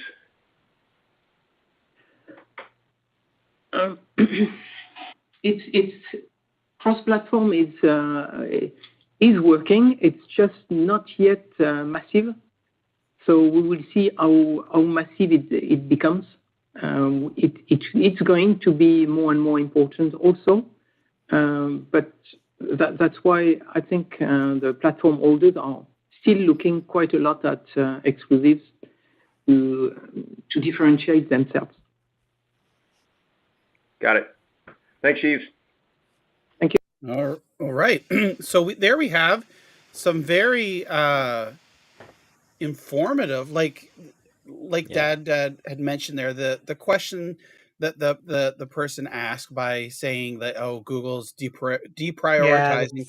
Again, that just helps spread the stupid rumors. I apologize for that. The rumors and the, because I just get upset that how easy misinformation travels, and so many people take it for face value in fact, and it's just so frustrating to see that. And here we are in an investors call here, and this guy's already saying, oh well, they're deprioritizing it, and he starts out saying, well, what we can say for Google, and then of course he realized that he can't speak on their behalf, so he goes, cloud gaming platforms, which they do publish games to Luna as well, and GeForce Now, is just saying that it's not mass market yet. He doesn't know when it will be mass market, but for the people that are playing on it now, they enjoy it and they're having a great time. What it allows is to get your games on as many screens as possible. And that's the key there, right? Like, why would you ever want to limit to only a certain amount of people can play your games? Getting your games everywhere is the ideal thing, and that's where you want to hit, and that's where cloud gaming allows things to happen like this. And then he goes on and talks about cloud native games, and that's when it will really take off. And that's kind of like what we were talking about earlier. Is I think Google probably realized there with the SG&E that it's not at that point yet. Again, who knows? Like, they could be developing something in the background with another bigger third-party company, like we talked about, right? Who knows? Maybe with already an established company like Capcom. Or helping Ubisoft. develop, Ubisoft Ubisoft, has. for They sure. have this La Forge team. They like secret, Mhm. but totally not secret. Anyway, I just didn't know about it. But the Yeah. R&D team that were doing like reinforcement learning research. I mean, Mhm. I can just imagine if they are doing work together with that team, it's gonna be some crazy stuff, like Yep. very out there stuff. And also, I think Eve's really had a mentioned a great word there. It's exponentially, because we Mhm. if anyone is not familiar with exponentiality, it's like if you say to someone like, okay, imagine you're here, and then look, like you can probably guess where, if you take 30 steps, you can approximately guess where you're gonna end up. If you Mhm. take 30 steps and each step is exponentially longer than the last one, Right. I think you walk like 500 times around Earth. Like that's like exponential growth. It's Mhm. very common to see in new technologies. It's like an S curve. It starts down here very small, does Mhm. like maybe 1%, 2% of the market, and Mhm. then you have this point where it just starts going very quickly upwards, Yep. and usually evening out around like 50, 70, 80, 90% adoption rate. Right. Like if you there's this amazing graph where you can see like the adoption rate of technologies over time. You can see like the refrigerator took like 20 years to go from less than 10% to over 90% of adoption in Right. the US. Yeah. And you have the same Mhm. with like and that span is getting shorter and shorter. Like this, I think the smartphone took 10 years, while the Right. radio took like 50. And I think cloud gaming is one of those that will like when it just kicks off, when it leaves that 10% mark, when you have Mhm. 10% of all gamers in the world are gaming using cloud gaming, you Mhm. will reach like 50% at least, or maybe even more, in just a matter of a few years. So Right. Yeah. I'm still expecting cloud gaming to be at least as big as consoles, probably way bigger than the entire console market within 2030. And if Yeah. Right. Google can capture I like can say. just like let's say 20% of that, Mhm. that's more gamers than use like PlayStations Right. today. Right. Yes. And I mean, and if they Exactly. and let's say 20% of those are on Pro, the Mhm. amount of money from Pro is enough to fund like like one Cyberpunk per month. Right. Like it becomes I think crazy. Like it's like PCX Cloud says in chat here. Like look at Netflix. I think Yes. Yeah. Netflix their profits each month is enough to produce. I think it's two Avengers Endgames. They could make two Avengers Endgame movies per month and still Yeah. make a profit. Yeah. Right. It's exactly, everything That's takes where time. people, yeah, and that's just the Yeah. subscription part of Stadia. Right. Then you have the game sales, which will probably be a big, like I'm guessing Stadia will probably have like 20% of people using Pro. I mean that's probably a bit high even. Mhm. The rest will be people who buy 1 or 2 games a year, maybe 10 games a year, but they will buy them outright. Right. And so yeah, like exponentiality is the key word in what you said there. Like yes, Stadia is small now. Like Mhm. we heard from the rumors in the Business Insider article. Apparently, we were 750,000 around that at the end of 2020. Mhm. So let's say we're 1.5 million, maybe 2 million now. Mhm. That's small, all things considered. I mean, the PlayStation Right. 4, Yeah. the PlayStation 4 sold what 120 million units in its life Right. cycle, or up until now. But like that's just in the beginning of this S curve. We will Stadia Right. Stadia can be smaller than both GeForce Now and xCloud and still have around 100 million users before the end of the decade. Yeah. And I mean, Right. that's just something people don't consider. Like yes, Yeah. so whenever what someone says Google's going to shut down Stadia, no, they're not. Like, have you seen Yeah. look at the numbers? They're not going to shut Yeah. down that opportunity, because It if they the shut one. Stadia down, they're not Yeah. coming back to that gaming market. They're Right. out, Right. and they don't It's want to that. sit that one out, It's because they're that one of the few mentality people. of. They're Yeah. the one of Sorry. the I few was who gonna can do say. it. Yeah. It's that mentality of the people wanting to say, "I told you so. I told you so. I Yeah. told you." That's what it Yeah. is. That's In what the they're end, we're waiting gonna say, "I told you so." Yeah. Right. Yeah, exactly. Right. But the goalposts will be moved. So Yeah. it's never going to be satisfying to the naysayers. It's just what boggles my mind is the amount of effort that's put in to go out of their way to make something look bad or try and get such a negative press on it is just mind blowing. I was like, come on, are you really that afraid of it? Like, Yeah, I think they come are. on, right? It is. Like, It is. That's what it is. Like It- Phil Spencer said, like boils their down to it, yeah. Microsoft's competition going forward is going to be Amazon and Google. Right. Like Yeah. it's just facts at this point. Like yes, Sony's there. I think we might see one more console generation before that becomes a niche. And I think so yeah, we might see a PlayStation 6. And I think after that, I think Sony will probably consider my guess is that Sony will probably move into content creation because they are really good at making good video games, and Right. like as a company, Sony is really good at making good movies. I saw the Uncharted movie the other day, and it's like, they're very good. it's not like a great movie that will win awards, but it's a good movie. Right. And I think I think before long we will start seeing Sony games on Stadia, Sony games on Xbox. Oh Sony man, I think Sony will join Ubisoft and EA as one of the big publishers. yeah. Yeah. And like whenever you say that today, people just go, "You're stupid." Yeah. But I think I know. the like when people say like, "Why would you buy games on Stadia? Because it might shut down." Yeah, Sony might not make another PlayStation after the PS5. Right. Why would I then buy exactly. PlayStation peripherals? Like, Yeah. You it's the always same- have to take a same gamble, argument. right? Yeah, I mean, it's a you- gamble with anything.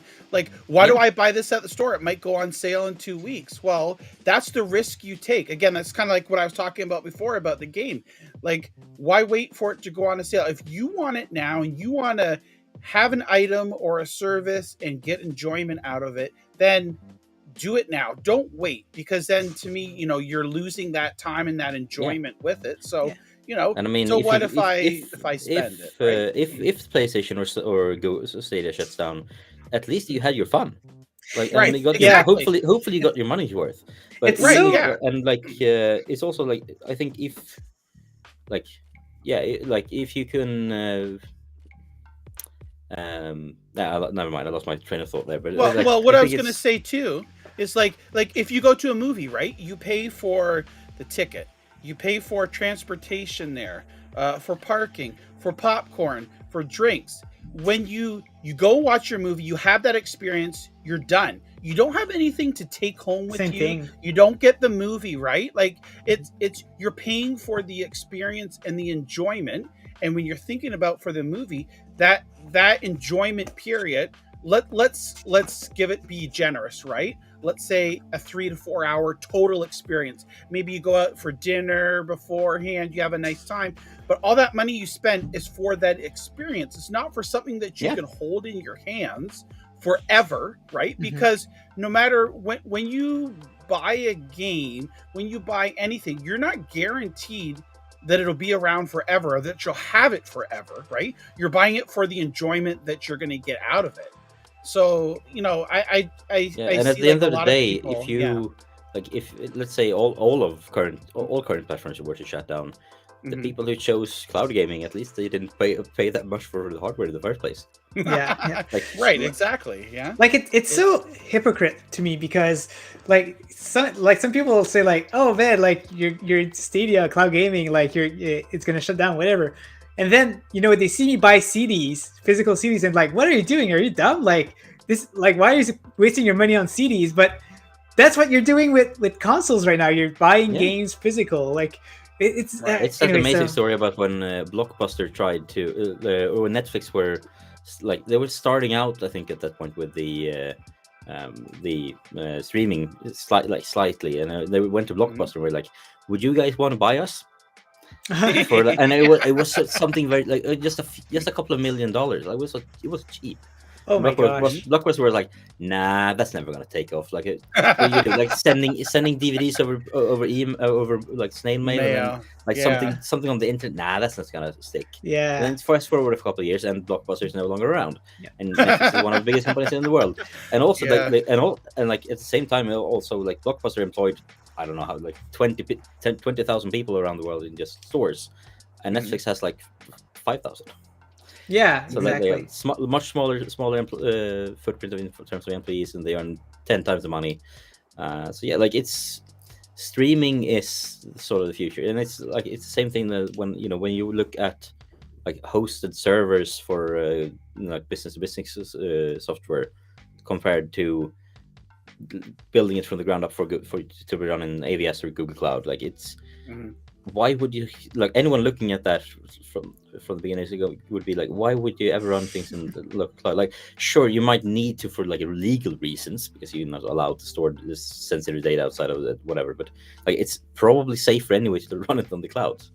Yeah, the and thing it's is more that powerful. It's like yeah, the thing is that like there's just some people who's scared of changes, right? Like maybe not scared, but like that's always been that. They just have a harder time to adapt to new things to and adjust. Yeah, exactly, and that's where we see like people denying it and stuff. But it's getting there. Like it's to my mind anyway, it's improvement. So yeah. Well, and it's like Granite touched upon too in the chat. We've mentioned before Steam. When Steam first came out, it was, of course, PC transitioning from the floppy disk, the CD to digital, and people hated that at first. And now you look at it, Valve for doing that. right? Yeah, exactly, right. And now you look at it, and Steam's like the de facto distribution store for PC games. Yeah, I mean, like just Steam, look what Epic has to do to compete. Epic has to give away free games. Yeah, they're every trying week to get in there just to fast. compete. Yeah, and I mean, sure. I mean, I claim all of them because why not? Of but course, right.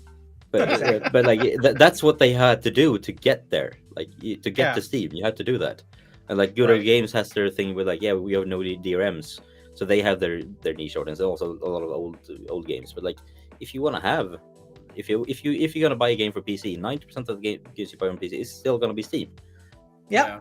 And like just 10 years ago, people were laughing at Valve for doing this. Yes. Like, they were like, "This is garbage. No way. I'm never doing this." And I like my game physical because I like to display them, as you can see, and I keep like bringing the idea of bringing a Stadia physical game, like even if it's just like a code in the box. I really like that because even Steam is doing that right now. Like they sell games physically, but it's just the code inside the box. And Nintendo does that as well with some Switch games as well, right? You can buy do that as well. It's just a code. I just wish that that eventually we'll be able to see that. My favorite because it's my favorite platform. So actually, you know what would be cool? Maybe an evolution of that is how about you kind of like when you go to the store like Toys R Us. I think they still have them. Toys R Us still have them. Like you have these specific cards that are for games. So it's kind of like like the Google Play cards you can buy at the store. Well, how about if they're specific for games and you go and buy that card that's the branding of whatever game it is. That's right? totally doable already. Like there's this redeem code thing. I'll say they just print out exactly. So that could be a start, and I think maybe it could look like trading cards. Yeah, exactly. Like Pokemon cards, Stadia games. Of course. Trading Stadia cards.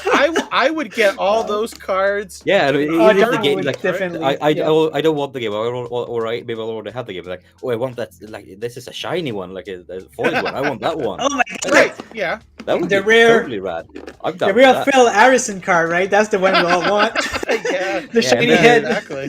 Yeah. But so that's I think maybe as the platform becomes more popular, these are things that they can expand upon.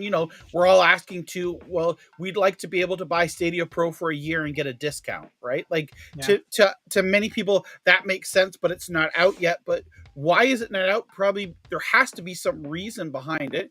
We don't know. It doesn't make sense to us, but no. I think eventually we'll get to that place there. And, like Bjorn was saying there, it's that S curve it's going to take a while to get to that 10%, but from 10 to 50 will be done in half or a quarter of the time, right? Yeah, or even 10 to 90.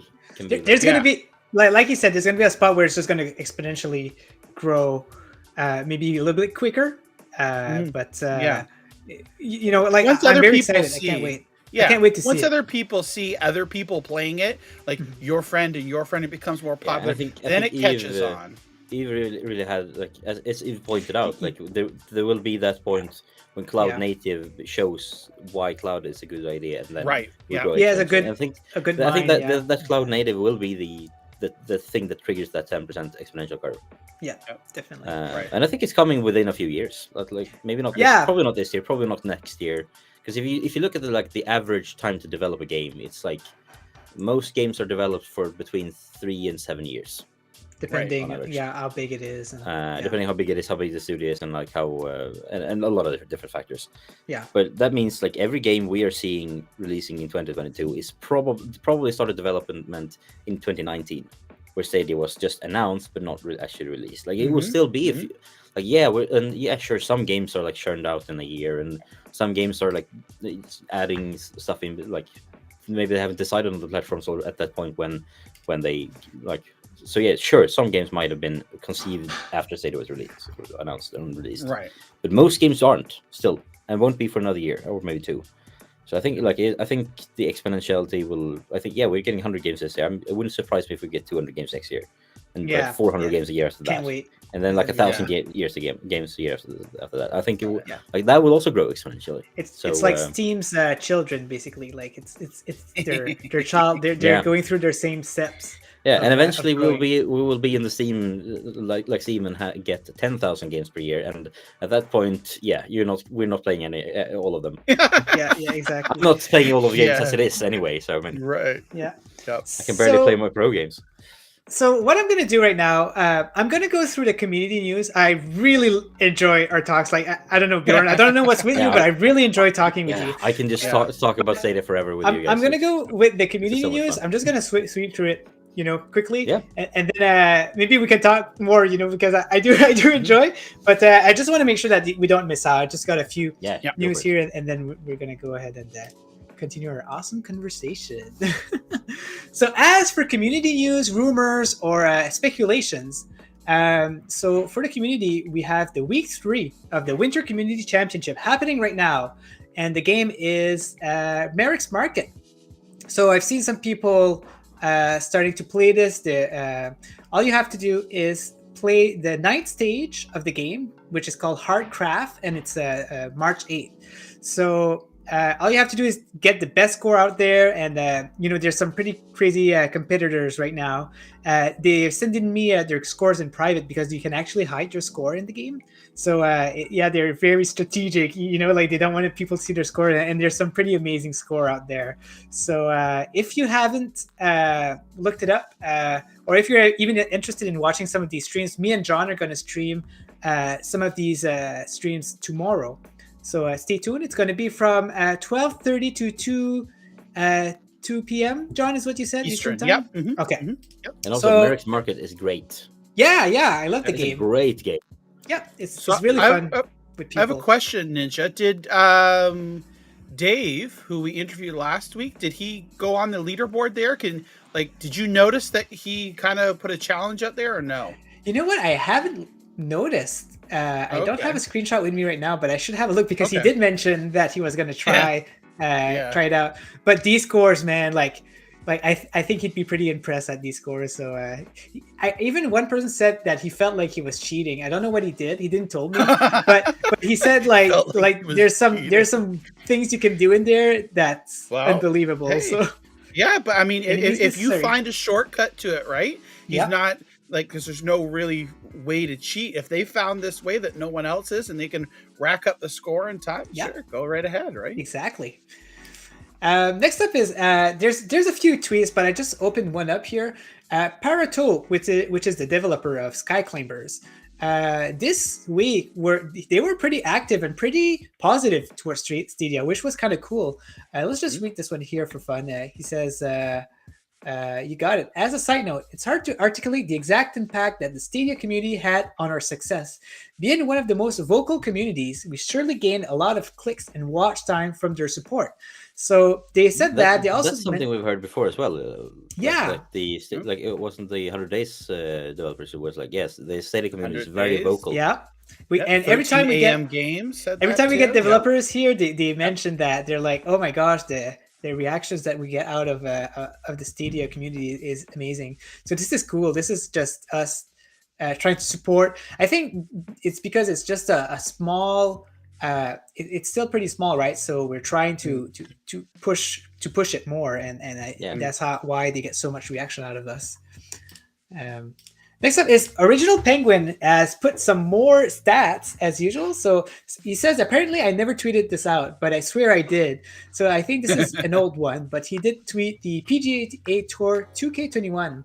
So it looks like it has 4K mode. You can toggle from 30 to 50 FPS. And as usual, here's his pixel count. He got a link tree to all of his database if you'd like to see which game does 4K, which game is 30 FPS, which game is 60 FPS. He does all of this hard work, and lately he also opened his Discord to people who wants to help out. Mm-hmm. So I'm sure it's in his link tree, but if you want to have a look and help out by making videos for him so you can see these stats, you can totally help out. He got a big list of games that he needs videos from, so definitely go have a look. Next up, so there's a new Stadia APK that came out. And an APK is basically a new a new Android app version of an application. So here, Jack the Slip actually started doing some APK teardown. So what he does is he goes inside the installation file and he reads through it to see what has changed since the last file, and he can see like maybe potentially things that will come to Stadia eventually. And as you can see here, this is the last version, 4.3, and he sees new strings. A string is just a text mentioning that here saying use updated touch gamepad or touch gamepad flag. So he also gives his his assumption that what it is. So as you can see here, there's a few things. He thinks that compatibility testing. We already see other promotions, redemption campaign string. And so, I really like it. Go have a look at PNTS Network if you want to see some cool APK teardown from that's coming out from Stadia. Next up is we have a new content creators here working on Stadia content. So he's called Xan, aka Sepitoverse. He's hanging out a lot in the Stadia Hunter community. But if you don't know about him, let me put the link in the chat. He just created this new channel with only 7 subscribers, guys. And yeah, that's what. That. Yeah, exactly, right. Yeah. So give him support. He's very he's been on Stadia for a while. But he's a very big in achievement hunting, and he's been doing a lot of Rainbow Six Extraction. He says he's going to stream it until he does 100% on it. So it's very interesting. He's a very fun person to watch. So have a look if you can. So Lee Reed has tweeted that at Lane Break, which is the Peloton's bike, is using Stadia tech for Stadia. And it's available in Australia, which we're assuming that Stadia tech is available in Australia. We can't really confirm that, but there is Stadia tech working on these Peloton bicycles. So I did see a tweet after I think just today where someone had asked Peloton. Is this running on Stadia Tech? And they were like, and the response was apparently that currently it's not running on Stadia Tech, but they are working on implementing that. So it's currently not on Stadia Tech, it seems. But that makes sense. But it is on. It's in the works. Okay. But then again, that might still be like it might still. That's what they say. It might still be running on that. It might just be. Maybe they're not allowed, right? Yeah, but, it might be one of those cases. But yeah. Yeah. It's all speculation. But yeah, they did confirm that they are in talks and are working on it. But from that. So since it's coming out from the dev's mouth, let's assume that it's not running on Stadia Tech right now. But it's good to know. I wish I knew that before being too excited about it. I mean, it's still something that's in the works. So yeah, exactly. Yeah. So Jack's the Slip putting his stats on Sundays as usual. So as you can see here, they're on the top of the chart. Wait, are they? What is JF? Yeah. So this is talking about. These are the top 40 games available on all the different platforms, and it shows here, about Stadia having top 40 games here. The most of the top 40 kind of thing. Yeah. type deal. Okay. So it's just a little bit of interesting information from Jack. I don't know if Jack is still in the chat. Maybe he could comment on that as well. But thought it was a little bit of interesting info. It's sales data from the UK. Oh, Okay. okay. Cool. So it's based on the top selling games in the UK. That's not platform exclusive. Okay. How are we performing? Okay. I think I heard about it. I think FIFA is one of them. I can't remember the. Yeah, I think FIFA's Far Cry always one of 6. them in the UK. Yeah, Far Cry 6. There's always a Ubisoft game in there, also, right? Yeah. And those types of games. Cool.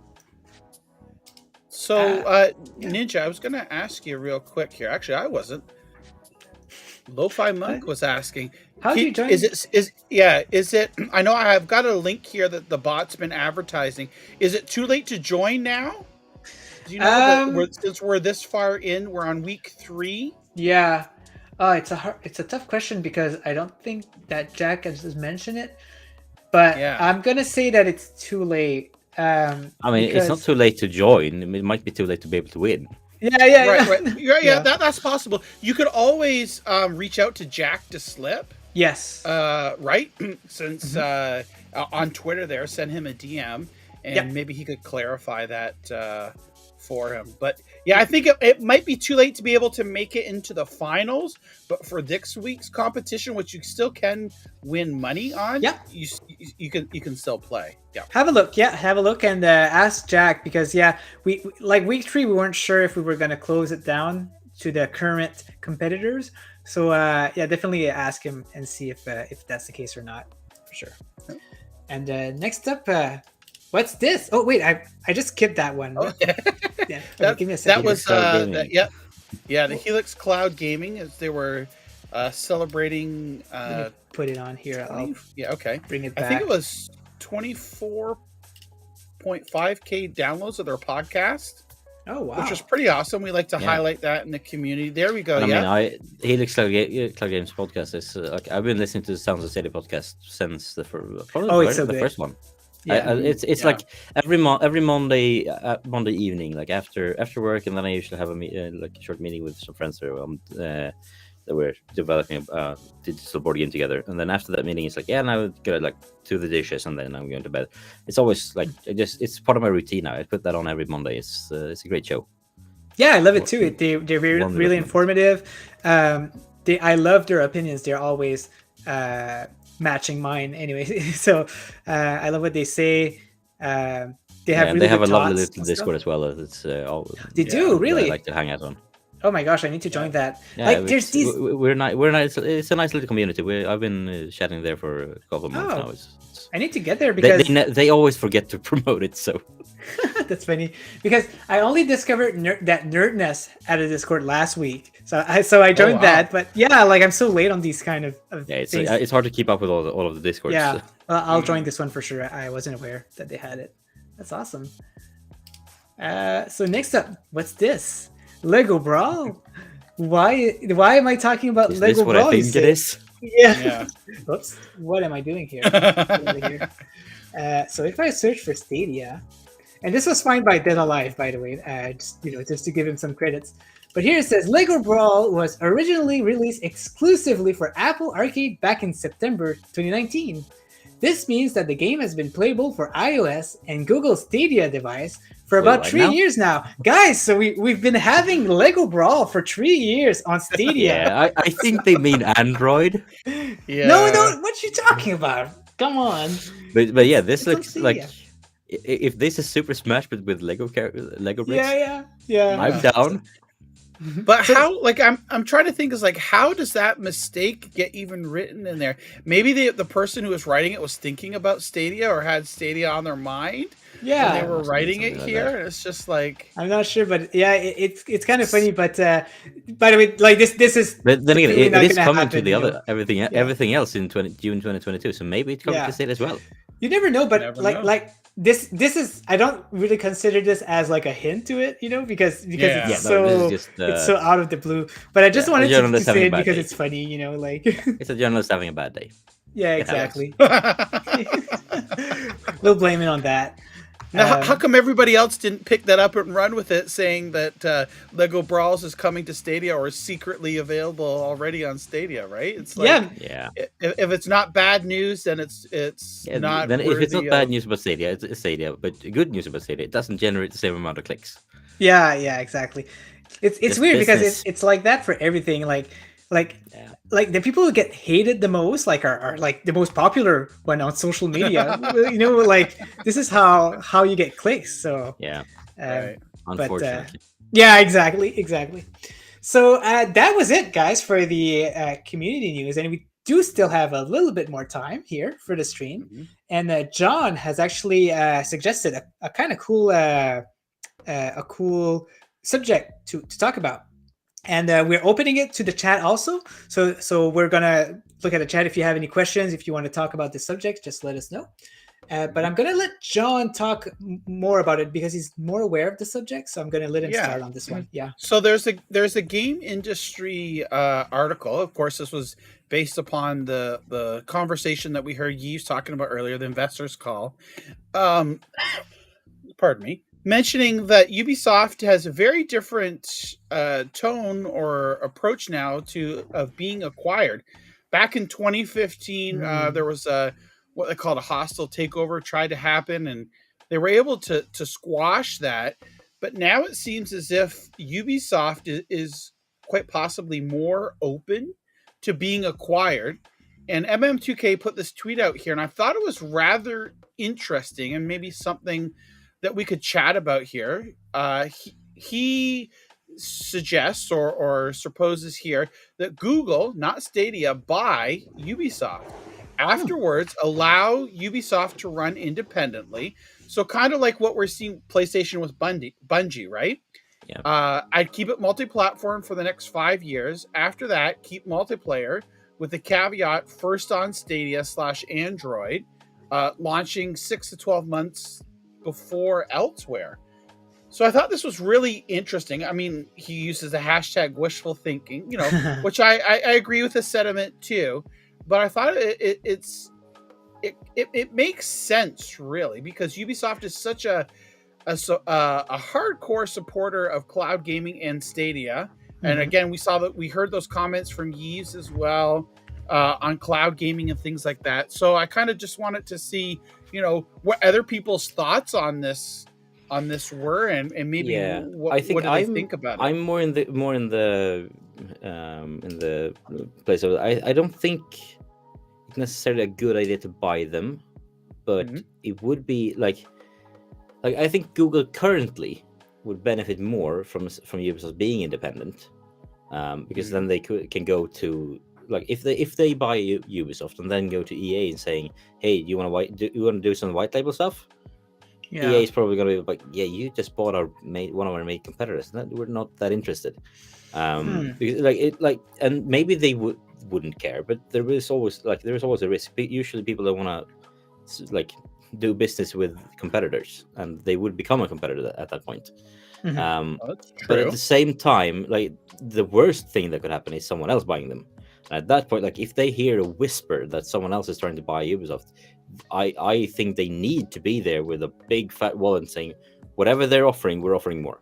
That's a very interesting point. Because I think the best thing is for them to stay completely independent, but because also just think of, I mean, I can already see the headlines of Google buys Ubisoft to try to save Stadia, and then people will be like, yeah, now Ubisoft was ruined before, now it's even more ruined, or something like that. You never know. It would just be a PR nightmare. Because people will spin it in a bad light. Because, but if they keep them independent, and just as long as Amazon don't swoop in and buy them, and Microsoft and Sony doesn't buy them, I think they're quite fine with just saying, just keep building on that relationship. Like I can say in the chat, right? Imagine a crew game with Google data. Yeah, sure, they can do that still. They can have that collaboration with Google. And Ubisoft, between Google and Ubisoft, even without buying them, and I think they really should. But I don't think I think by buying them, they would put themselves in a position where they would probably not gain as much from it as they would hope at this point. But then again, if if Amazon buys them, then that's horrible. And worse, for yeah, Stadia. yeah. Right. So right. they don't, and I also think we're gonna. If you look at what the actual quote from Ubisoft, it was something along the lines of like, we are not we're not trying to be acquired, but if someone comes with a really good offer that's like super Right. good, I mean, we're not like we will at least entertain it. Yeah. Yeah. And I mean, Yeah. and that sounds fair. Like, but that is like the article says here. That's a big step from we will never. We are independent. We will not allow anyone to do a hostile takeover and buy the company. Now they're saying that, yeah, I mean, if you want to buy us and have a good offer, we can talk. Yeah, it makes sense. Yeah. So obviously they open up a little bit, but yeah, I don't think it's a good idea for them to buy them currently. But you mentioned except that for revenue. and you mentioned that like if Amazon buys them and they're going to try to get them instead, but then if Amazon buys them, it's the same situation, right? Like EA maybe don't want to put games on their system or not, so maybe in that case Google will be like, go for it. Was that? Yeah, I mean, it would be bad for Amazon in the short term, but then again, Amazon that we know of isn't really trying to push the white labeling thing. You're talking about the white label. Yeah, that's true. Yeah, I mean, we do know that, for example, I mean, I did read today that the streaming games on game streaming on Switch is run by this company Ubiquity or something like that, and they are running on. Yep. I read that they were running on Amazon Web Services. So, but then again, that's just someone using Amazon's cloud servers. That's not a collaboration with Luna necessarily. So I think I think Stadia might. At the same time, I mean, it wouldn't be bad for them to buy them probably longer. I think the biggest fear might be that if somebody buys them, taking their games off of Stadia, and we know that would be the worst they're such a big supporter. So I Yeah. think like that's where I tend to lean. Like I said, I don't know if it would necessarily be like MM2K said, wishful thinking. I think that maybe that potential fear or that potential, if there are other offers on the table, might push Google into thinking, say, hey, this is a really big supporter of our platform. Yeah. And, based upon all their comments and things that they made too, Ubisoft could be the ones that make those cloud native games. As long as it's if I were Google, I would go on. to Ubisoft and say, like, I guess you want to stay independent, and if that's what you want to do, then I support that fully. Right. But if you want to get acquired, then I mean, we can talk about that. But especially like if someone comes to you and wants to acquire you, don't say yes before you talk to us. Get cemented in like whatever happens, talk to us. Let's see if we can work something out as well. Like that's even better than what you're getting. That's potential. Google can afford it. Of course, yeah. So for sure, I mean, right? Like even if Microsoft or Amazon swoops in with all of their big like $70 billion or something like that, crazy like that. I mean, Google can say, yeah, we'll pay you twice that. It's fine. It depends, like who's going to handle it. If they decide, we're going to let Stadia handle it, well, that division, wouldn't be able to afford it. I mean, I suppose it would Google. go. Yeah, and I think it would go in like Google acquires it and then say, all right, this is now part of the services, like the content and services department that apparently Stadia is now reporting to. Right. And it's the easiest part of that, and then eventually, obviously, there will be a lot of cross pollination between the teams, but it's not necessarily going to be on that level. Yeah. And we did see there was an article. I remember I hadn't seen it. I think we talked about it. We didn't. I don't know if we talked about it on the air, but I know we talked about it, Ninja. That Bryant shared out. Jack Buser had made a comment of the cloud gaming and that there's big. Right. Do you remember that? That there were was big, in his the report he Jack Buser released. Yeah. I don't think I have that. Find that link. report. Yeah, see if you have that report, because that was interesting as well, and something that was kind of. Yeah, I don't have it. I'm just looking here. Bjorn's going to save the day and get that report for us. But that was cool. Yeah, Google for Games, I think it was on, right? Yes, yeah, that's what it was on for sure. That was cool because it's cool to hear Jack Buser still, publicly showing some stuff. So even though he's not with Stadia anymore. Like, it's just interesting what he talks about. Lech was saying he sent it to me last time. I don't Oh. remember. I think I have it Where? here. I can. Okay, you've got it here. And you can... I don't. I have it on the wrong computer, but I send it in general chat if anyone else wants to read it as well. Okay. Oh, perfect. Oh, is it going to work though on the? Maybe not. Send it in the. You're gonna. No, he can't. Can you send it to me on Twitter, maybe? Yeah, I can do that. Yeah, then we can share it. Yeah, because when it's in the chat there, we can't. Yeah, I we realize click on it, it's, it comes up saying show. Yeah. Hang on. So messages. But yeah, it's very interesting prospects about this and how Ubisoft has kind of changed their attitude on it, maybe just over the years, and they've seen these recent acquisitions, and they're like, well, that might not be so bad, as long as. I think the key thing is what we're going to see here going into the future is not necessarily platform exclusive, that's completely exclusive, but it's content exclusive. So that first on, so you have that 6 to 12 month exclusivity period, and then it comes on other platforms as well, because you want to maximize, your cash and your money, right? Flow. Yeah. Exactly. So I think that, and again, it's getting that onto as many screens as possible.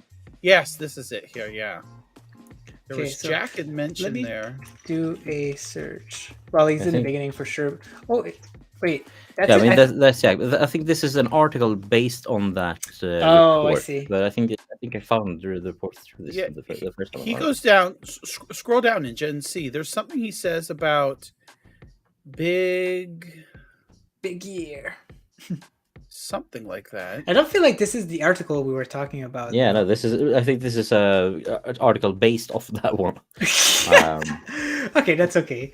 But we got a summary of it though. So tools like cloud gaming, 5G, and edge computing are likely to accelerate the use of game streaming, augmented reality, and other types of immersive gameplay.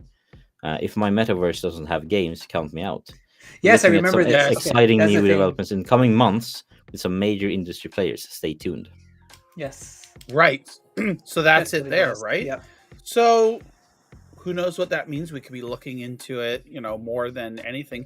But I think that's indicative of what's happening or what's going to happen here in the near future.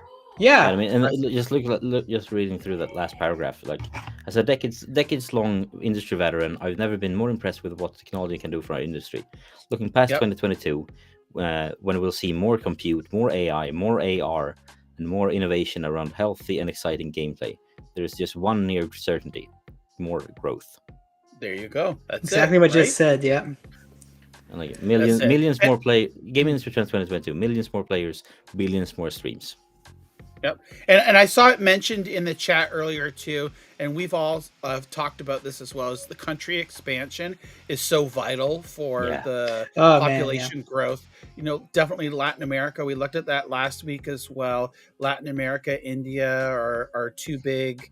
Asia as well, Australia, things like that are all great and will grow, but definitely the Latin America, Brazil, Mexico, things like that are really going to help grow the population on Stadia, which then in turn will make it more attractive to developers to bring their games, and more potential. More people means more games.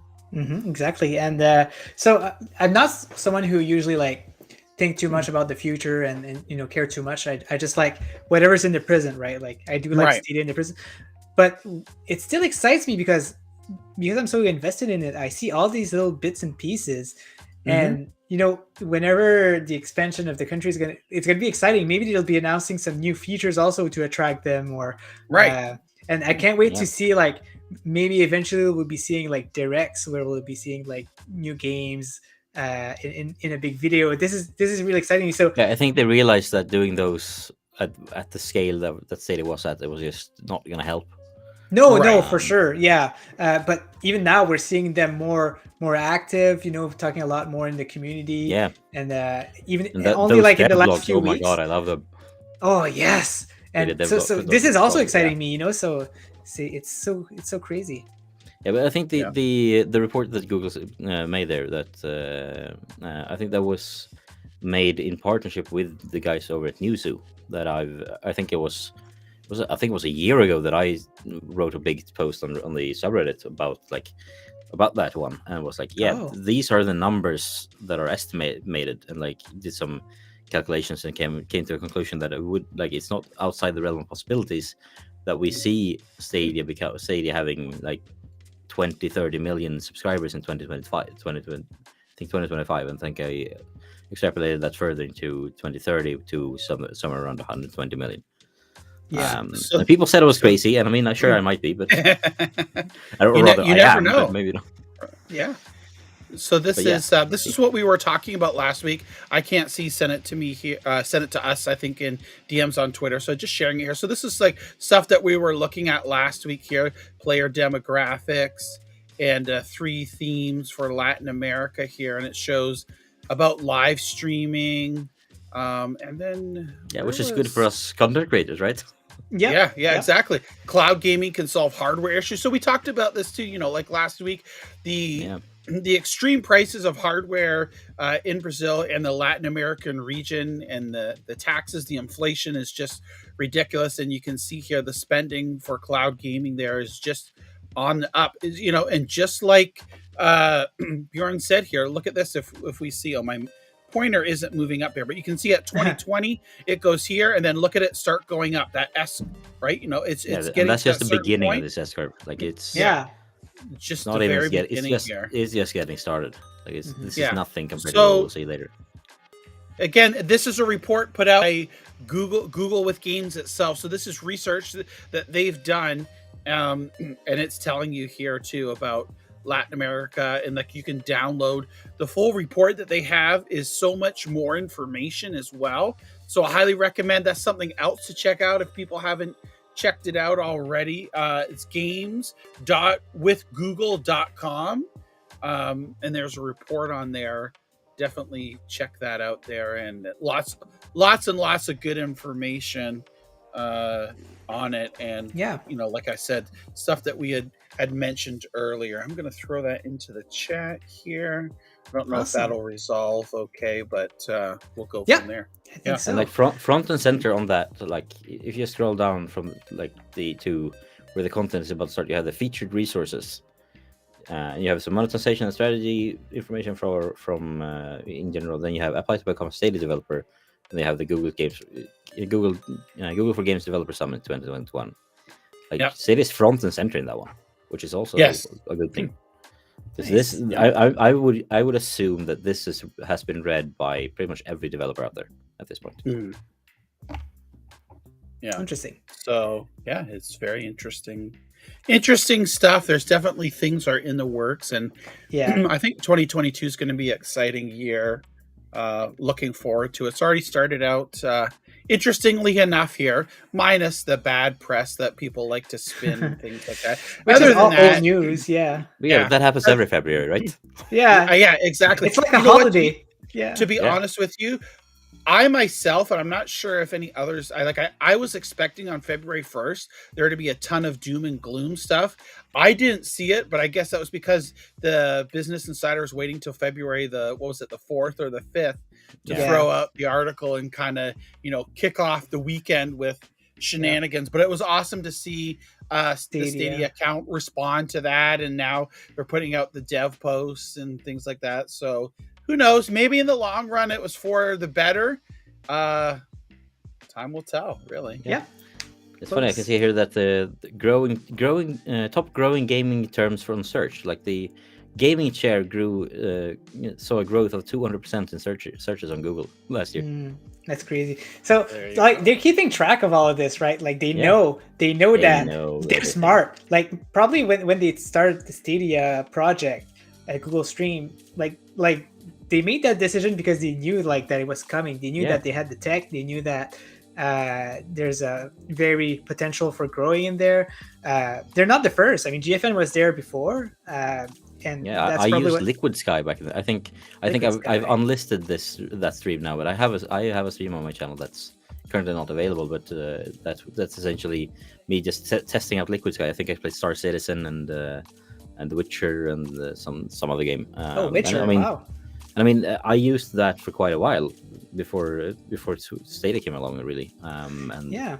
And I was using OnLive. OnLive was the service that I used to use back in 2012 or something like that. So yeah, I remember sitting at lunch hours at work in the office using Liquid Sky to play Magic the Gathering Arena on my tablet because they hadn't released a tablet client at that point. So yeah, I mean, cloud gaming's been around for a while, but it's never been picked up, for some reason. But now you see the push, right? You see the big money people starting big business. Yeah, exactly. They're not gonna stop. Like, it's impossible. Like, it's there to stay now. So, for sure. All right. So, what do you think we wrap this up, John? Do you think it's a good time? I think that sounds good. It was quite a lot to talk about. Yes. Jess. We had some great conversations, lots of great news, and lots of great information in the chat there. Lively, a little bit spicy at the beginning there. Yeah.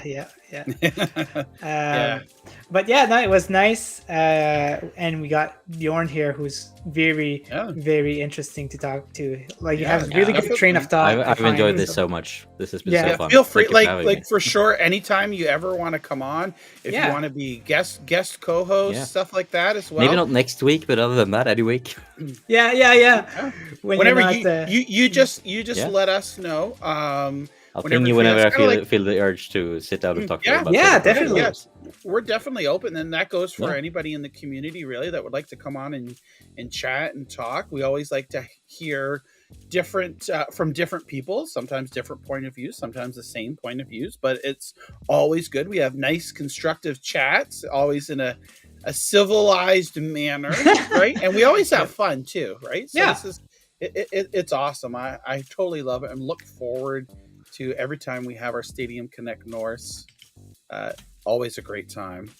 Exactly. And we'll get Rebellica says if one Sims time. comes to Stadia, I'll guest co-host. Well, sure, that would be awesome. We'll work on that. We can have a ranked list of the best ways to kill your Sims.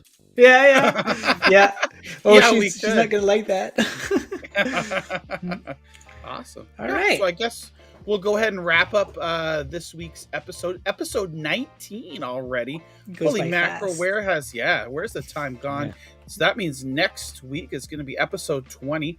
I don't know. I mean, I know when I post these our shows here, podcast audio wise onto Anchor FM, and it asks for season and episode number. I always say season 1, so I guess our season 1 will finish on our 1 year anniversary. Maybe kind of like that's when we'll have then season 1 number will be 52 episodes per season.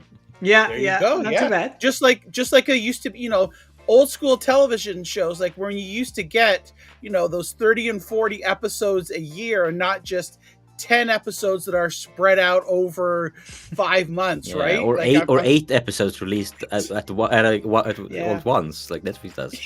Exactly. Yeah, let's record all episodes in one run. Let's do a 52 hour marathon. Just schedule everything. Yeah.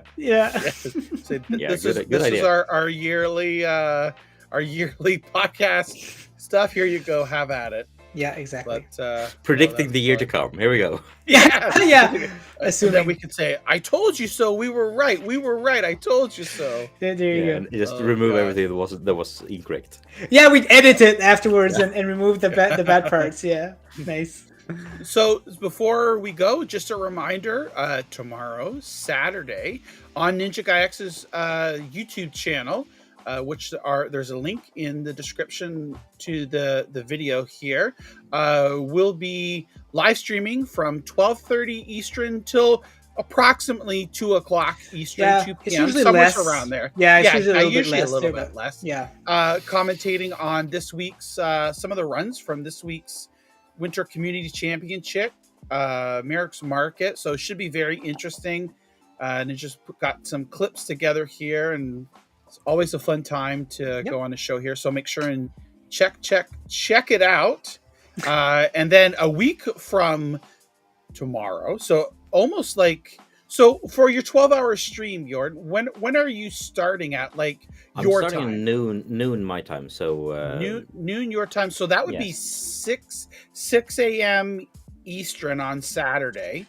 Yep, because there's 6 hours difference Yeah, there. and then I keep going for 12 hours. So I'll be going from noon till midnight, and nice. taking my plan is to go 1 hour and 45 minutes, and then take a 15-minute break, and do some giveaways during that time, and then go into the next game and do the same, and then in the last 2 hours is just gonna do two games back to back. Fun. Awesome. Yeah. Well, we'll definitely remind everybody on next week's show, and get links there so people don't forget, because it's for a fantastic cause. And thank you again so much for being on the show here. We wish you all the best of luck. And again, you ever want to come back on to guest host just to talk, you don't have to stay on the whole show. Even if you just want to come on for a little while, I would love this. I'll stay on the when I come on, I'll stay on the entire show. Like this. Oh, there you go. It's hardcore because it's almost 1 a.m. there. If I'm committing, let's just commit. Yeah, it's that's fine. I'll go to bed at 1 a.m. anyway. So yeah. There you go. 5 hours and you'll be up and ready to go. Right. Prepping for some kids coming over to play and celebrate his birthday. So. There you go. Oh yeah, nice. Yeah. Awesome. Alrighty, they can play. I can sleep. It's fine. Yeah, exactly. So I think Ninja, do you have anything else that you want to mention, or? No. I just keep streaming. Come see my streams in the morning. From Monday to Friday. This next week I'm going on vacation actually, so I won't be streaming. So you won't see my face until Friday during our show. So awesome. Well, good. So enough rest and relaxation. I know that you had quite a busy crunch at work recently here, so I know that's lifted a bit, but still, it's nice just to get away from it and just relax. And this is basically my company giving me vacation for all this hard work that I did. So it's nice of them. Yeah. Exactly. Yeah, it's awesome. Yeah. Alrighty, well, with that, we'll bid everybody a adieu. Good evening, good morning, whatever you want to call it. Have a great weekend. Stay safe, everybody. And we'll see. Yeah, safe. And we'll see you all again real soon. Thanks so much. All right. Have a good one, guys. Yep. Bye. Have a good day.